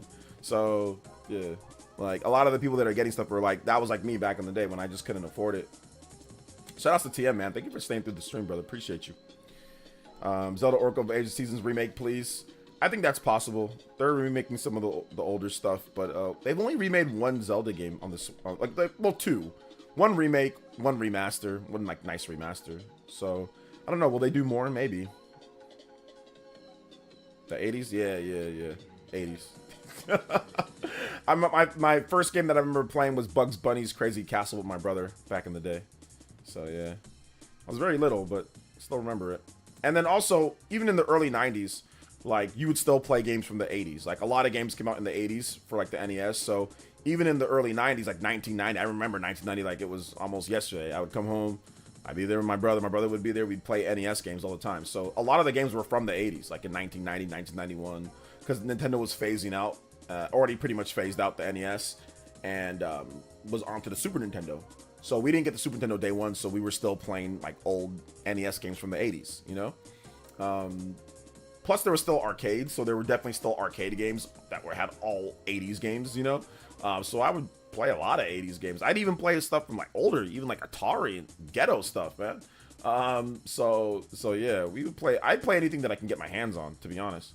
I remember playing for the first time in Neo Geo. I remember playing that, and like there was like a rich kid, and I remember going over to his place, and his parents bought him a Neo Geo, and I think a Neo Geo was $600. I remember playing Samurai Showdown on his Neo Geo and thinking it looked incredible, because it was like arcade perfect. So it was crazy. Really cool. Really cool stuff. But yeah, like, I remember playing at my friend Bobby's house. I remember playing like Turbo Graphics, like with Bonk. I thought that game was dope, because you're just like this little dude that headbutts people. I thought it was super fun. Put on a cape, be super Bonk. That was cool. You climb up the sides of walls with your teeth. It was awesome. So yeah. I bought a Switch day one, but of course it took a month to arrive. Okay, so ever since the Wii, I bought systems day one. So the Wii I bought day one. I did not buy the Xbox 360 day one. Did not have the money for it. But I bought the Wii day one, and I did not buy the PS3 day one because I did not have the money for a PS3 day one. I waited. I think I bought my PS3 in the summer of 2007. I had some money. I bought a used PS3. So I had some money for that. And I remember I bought my Xbox 360 brand new in 2006, if I'm not correct. Yeah, I bought it in the summer of 2006 before, because I wanted to play it because Gears of War was coming out. And I wanted to play NCAA 07. So I bought it for those games. NCAA 07 sucks, but Reggie Bush was on the cover, so that was cool. But Gears of War was coming out later that year, so I wanted to play it for Gears of War 1. But yeah, I bought the PS3 in the summer of 2007. I bought the PS3. So even I didn't buy anything day one except for the Wii. But when it comes to like even like the next generation, I got the 3DS. The girlfriend that I had at the time, she got me the 3DS day one, but I didn't buy it.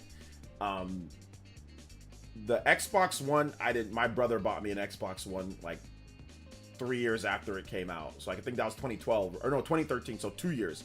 He bought me an Xbox One in 2015. And then the PS4, I did not buy that day one. I bought the PS4 in 2014. I think I bought it early 2014 after I got a good job working at this place. I was doing pretty bad in like 2011, 2012. 2013 was my worst year ever. And then in 2014, I got a good job. I got my first check. And, instead of, it was a good check. It was a good check. It was way better than anything that I've ever gotten in my life. So I was like, you know what? My first check, I was in debt. Like I needed to pay off some stuff because I had not been working. But I was like, you know what? Why not? I know I got a solid job now, like a stable job. Let me just go ahead and hit up this GameStop and get this The Last of Us bundle, $400 Last of Us bundle for the PS4. So I ended up buying that with my first check. So that was cool. That was cool. But it wasn't day one though. I only bought stuff day one was this generation with the Switch, the PS4, PS5.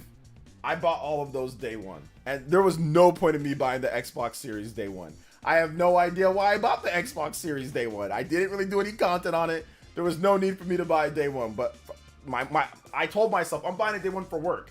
Bro, there was no need. There was no games I played on it. I didn't need it. PlayStation 5, same thing. There was really no games I bought. Didn't really need it. Oh man. So yeah. I might be more cautious going forward. Like the next Xbox, I don't know if I'll buy it day one. Unless I know that there's some content that I'm going to make. Unless I know that I'm going to actually go in with content. But I doubt it because the next Xbox is going to come out. And like I'm going to be knee deep into Switch 2. Like Switch 2 is going to be a super driver for like this channel and for everything. So I already know like I don't think I'm even going to waste my time with the next Xbox. Like day one. Will I get it eventually? Absolutely. Because they'll eventually make, like a Fable or something like that, and I think it'll be cool. And I'm pretty sure it'll be like a Steam box Xbox thingy, so I think it'll be dope. Or like a Xbox portable thingy. Fine, no problem. But with the next Xbox and the next PlayStation, I don't think I'm gonna be a day oneer because once again, I'll be into like the Switch 2 will be there, and I won't need it, unless I really want to play something, unless there's like some RPG that they do or something that I really need, So yeah, I didn't buy a PS5 Pro day one. No PS5 Pro. There was no games.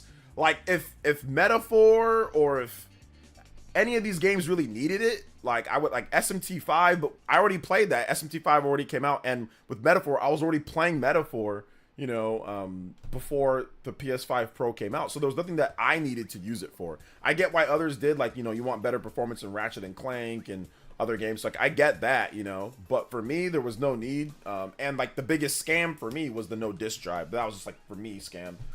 So maybe if there was a disc drive, I might have just copped it and been like, all right, it's pretty much, I like PS5. I play a bunch of games. I play all my multiplats on there, so might as well just get the PS5 Pro. I got the PS4 Pro, so yeah. Are you buying the 50 series card day one? No, I'm paying my mortgage. No, man, I think I'm gonna pay my mortgage day one instead. You know, I think I'm gonna do that, bro. Now that singular price. Don't get me wrong. Like, it's probably gonna be worth it for PC heads if you're into PC gaming. But for me, I don't know, man. This is like, what's that? $1,500, $1,600 for that thing? Woo! Do you think Astrobot will come to PC? I think eventually it will. Oh, 2,500. Oh, I thought it was 1,500. Oh my goodness, 25. That's literally like whole like mortgage payment plus. Yeah, I don't know, man. I don't know. I think you know what, TM? I know you big. I know you big ballin'. TM, you out there? You got your nice, you got your nice setup, your job, educating out there. They're paying you. They're paying the teachers better down these days. I'm gonna let you take care of that. All right, TM. You ain't got no kids. You know what I'm saying? So I mean, you got a little bit of that extra cash flowing through, TM. I know you good for it. So I'll let you take care of that. All right, brother. I'll let you take care of that. And I'll just sit back. Let me know how it is, though. Let me know how it is. Let me know how it plays the games. I'm there. I'm down. You know what I'm saying? Like I'm good. I'm good. I'm just letting you take care of that. No, I ain't big. Oh no! Stop the cat, fam. Stop the cat, fam. I know you got some of that hidden money. Got some of that hidden money out there. Some of that hidden single money. No kids, young man money out there. No kids, single money, brother. No, I know you got some of that saved up for a rainy day. The rainy day is now, bro. The rainy day is now. Go out there and get it. The rainy day is here.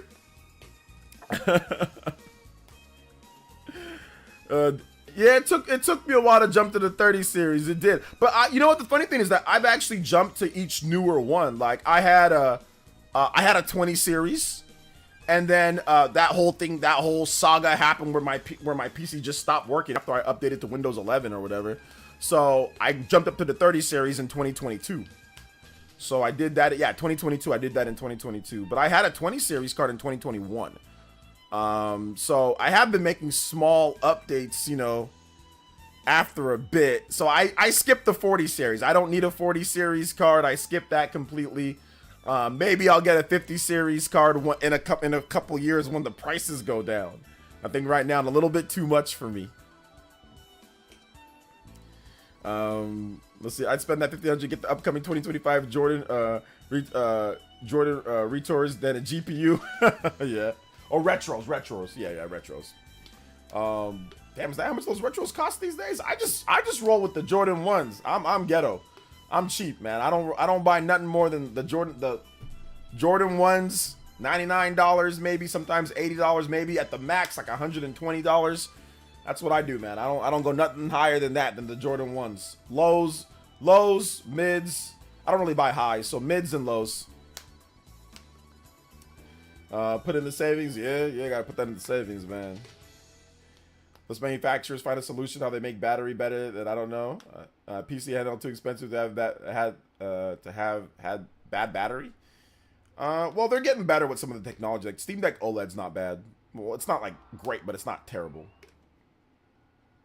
Modern shoe designs are bad. I agree. I do not like the modern shoe designs. I agree 100%. Every time I see new shoes, like the new LeBrons and KDs and all that, I'm like, they're okay, but like I don't have any passion for them. But like the retro, the cool thing about the Jordan 1s is that you can dress up, you can dress down. I've worn them to, formal meetings, and they look great with like a suit. They even look good with the suit. Obviously, like if it's like super formal, yeah, you don't wear Jordan 1s with the suit.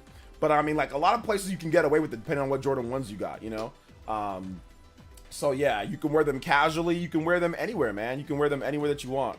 So I roll with the Jordan 1s, man. $99 to $100, easy, affordable, lots of styles, sleek. Like I said, dress up, dress down. That's what I get. Jordan 2s look great with the suit, business casual. Yeah. I just always go with Jordan 1. I don't know, man. I'm kind of picky with my shoes too when it comes to like how they fit and all that, because I have goofy feet. I've always had goofy feet. I even skate goofy. So yeah. When I did skate, I don't skate anymore. But when I did skateboard, like I was goofy footed. So the 5s and 9s are my favorite J's. Yeah, I only roll with the 1s now, man. I've never bought another pair of anything outside of Jordan 1s. I never could afford Jordans. I remember back in the day, kids would have Jordans and people would have Jordans, and I'd be like, man, I wish I had a pair. I had to roll with the cheaper. I had to roll with the cheaper like default Reeboks, you know, or like the when I was really young, like the Payless brand, man. But when I got a little bit of money myself, when I started being able to afford some stuff, I ended up getting like the you know, Allen Iversons. Like I like Reebok a lot when I was younger. I like Reebok, so I would buy Allen Iverson shoes, Iversons. Yeah, I didn't buy Jordans. I just didn't buy them back then. I remember my sister bought a pair of Jordans, the ones that everyone was like trying to shoot and kill each other for. They came in like the suitcase. The first edition that came in the suitcase, like in the, I think it was the early 2000s. The one that came in the suitcase that were like $200, $200+ that people were like running, trampling people over just to get. I remember my sister bought a pair of those. I remember she opened them. My sister has, it's not it's my second to youngest sister. I have two. And I remember she opened it up and like she has like, these little baby feet. I'm like, man, these weren't $200. I'm like, would you buy the baby editions? Because she has little feet. So I was kind of laughing a little bit at that. What Atlas news did you miss? What do I have in the title? Whatever I have in the title. Yeah, they're talking about, they teased a new Nier game for next year, or an announcement of a new Nier game. So yeah.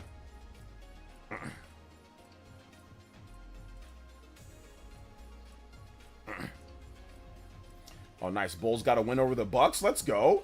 116 to 111. Let's get it. Let's go, man. I like that. Triple double for Giddey. All right, here we go. 23, 15, and 10. Let's go. Lego.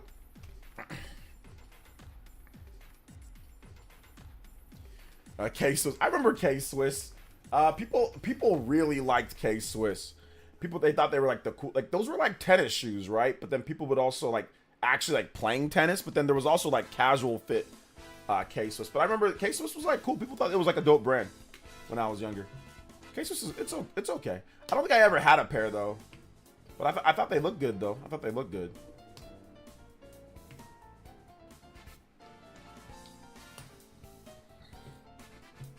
Sketches are low-key fire, not gonna lie. That's how you know you're getting old, J2 Bloop. You out here talking about sketches are low-key fire. You just want that comfort, man. My wife, she wears her Skechers like to her job and stuff, so she says that they're so comfortable. Those are those Tony Romo. You got the Tony Romos? got the Tony Romos? All right, let's go, man. The 17s in the suitcase were nice. Yeah, like the red suitcase, right, Vegan Belly? The red suitcase with the silver trimming with the red suitcase with the silver trimming. What's next? New Balance. You know, New Balance has good running shoes. Talk to Jack Harlow. Jack Harlow will tell you that New Balance is the greatest thing ever. You ever see this really cool rapper with some New Balance on? You're like, eh.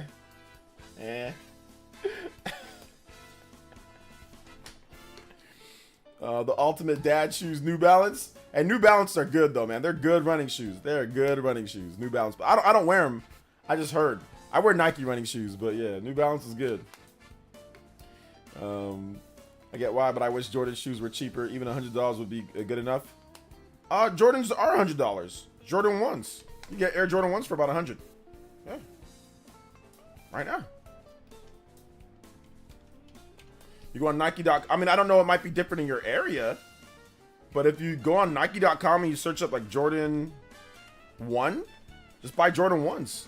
Jordan 1s, they're all, I mean, about 100. Like 115, you know, 125, 125. So they're not too much over 100. You know, 115, 90. You can get them like retro lows, like the LNYs. Like those are $90, you know. Now, some of them are really expensive. Like, yeah, you can, like the Air Jordan, like the highs. You know, those are like 190. Like the highs are like you know, some of the special edition highs, those ones are like 150, 190, but I don't buy those. I just buy the lows. And they have discounts and sales all the time on a lot of different Jordans. Like you can go get some of like the just like like for example, like these right here, these Jordan 1 lows. Right here. You can get Jordan 1 lows. They're on sale. They're $86. Yeah, they're 86 for certain colors. Like you gotta wait for the discounts. Like you can get like this like purple berry color. White and berry for $86. So yeah, like you just gotta wait for the sales and discounts sometimes, you know. But yeah, just look for those. Look for those. Shout outs to Nightshade with the 56 months. Air Force Ones, Air Force Ones being 120. Yeah, I would never buy a pair of Air Force Ones for 120. No. In my area, it's usually around 120 and 150 with less varied colors. Oh, okay, yeah. Sorry about that, man. Yeah, a little bit pricier in your area. Shout outs to Nightshade. Thank you for the 56 months, brother. Appreciate you. Thank you for that, man. Let's go. DC shoes fans. I had a pair of DCs when I was younger when I used to skate. I had a pair of DCs, but obviously I stopped buying that once I stopped skating. I kind of just was like, yeah, I don't really need any like skater stuff, but yeah.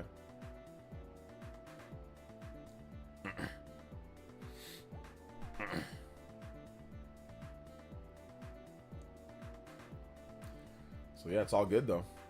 Air Force Ones go. I still wear it. Nah, I can't. I don't. They're too heavy. They're too heavy on the bottom. So I can get the stomping in my Air Force Ones. I remember that song. Everyone was like trying to wear Air Force Ones. I was like, I'm broke. I can't wear them. Everybody was buying Air Force Ones after that song, man. And I remember just thinking to myself, get the stomping in my $50 Reeboks.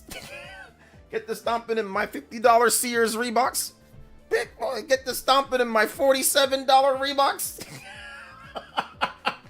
Get the stomping in my $32 on discount Sears Reeboks.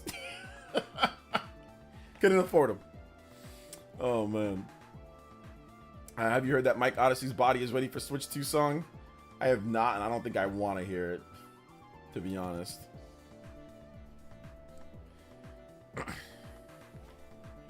So yeah, I remember everybody was wearing Air Force Ones in that song. Made overnight, man. All of a sudden, everybody got Air Force Ones on. Crazy. It's all about those Shaq shoes at Walmart.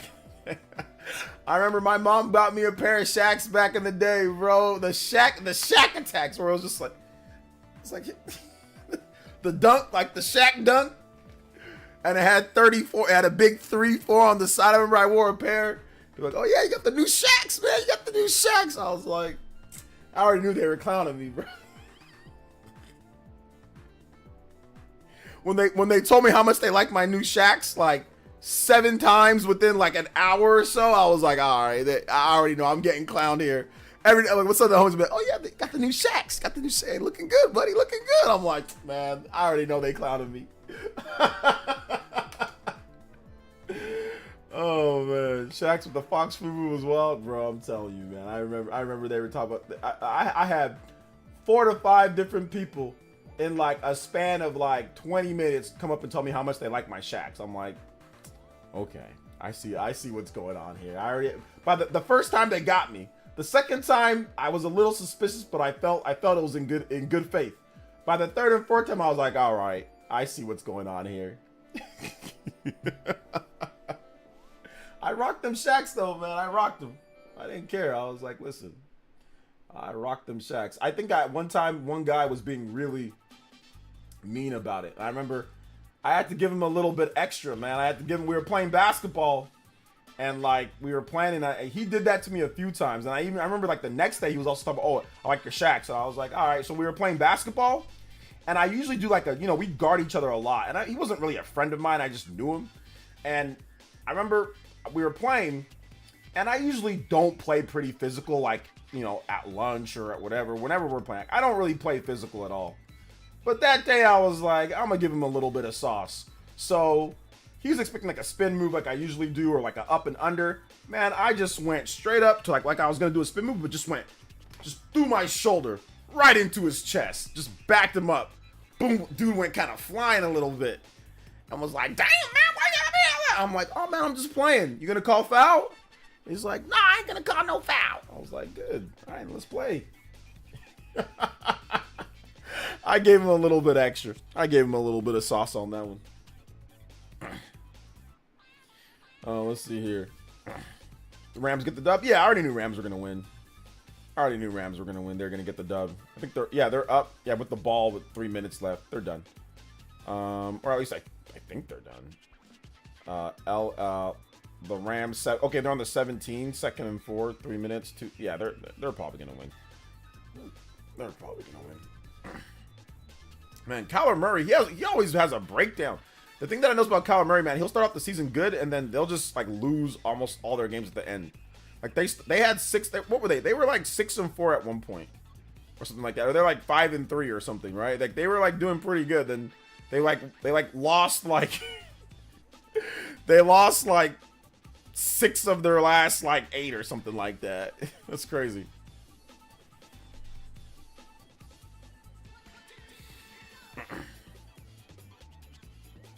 That's crazy.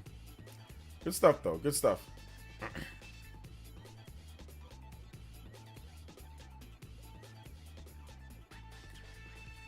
Pulled a Draymond, kind of a little bit of a Draymond on him, a little bit of it, you know.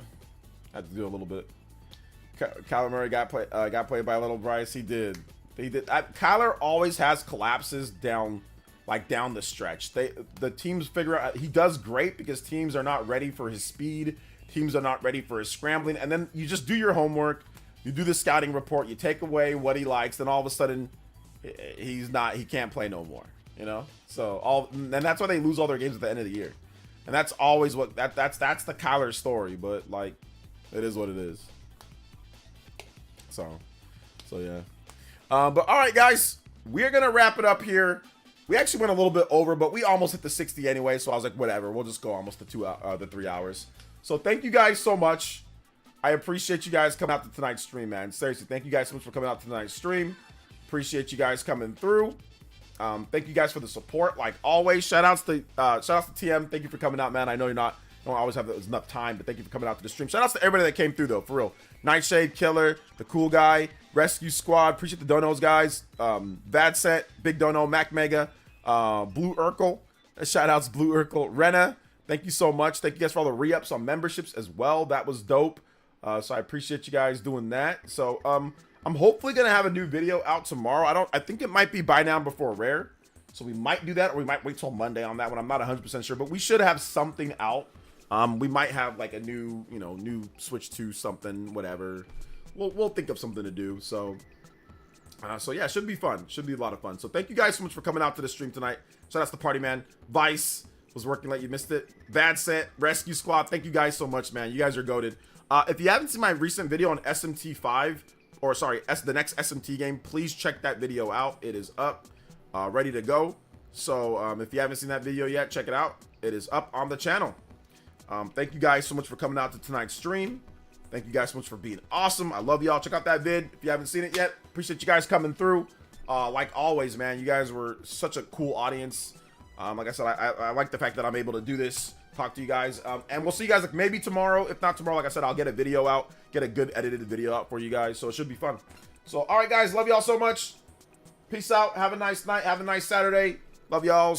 Bye.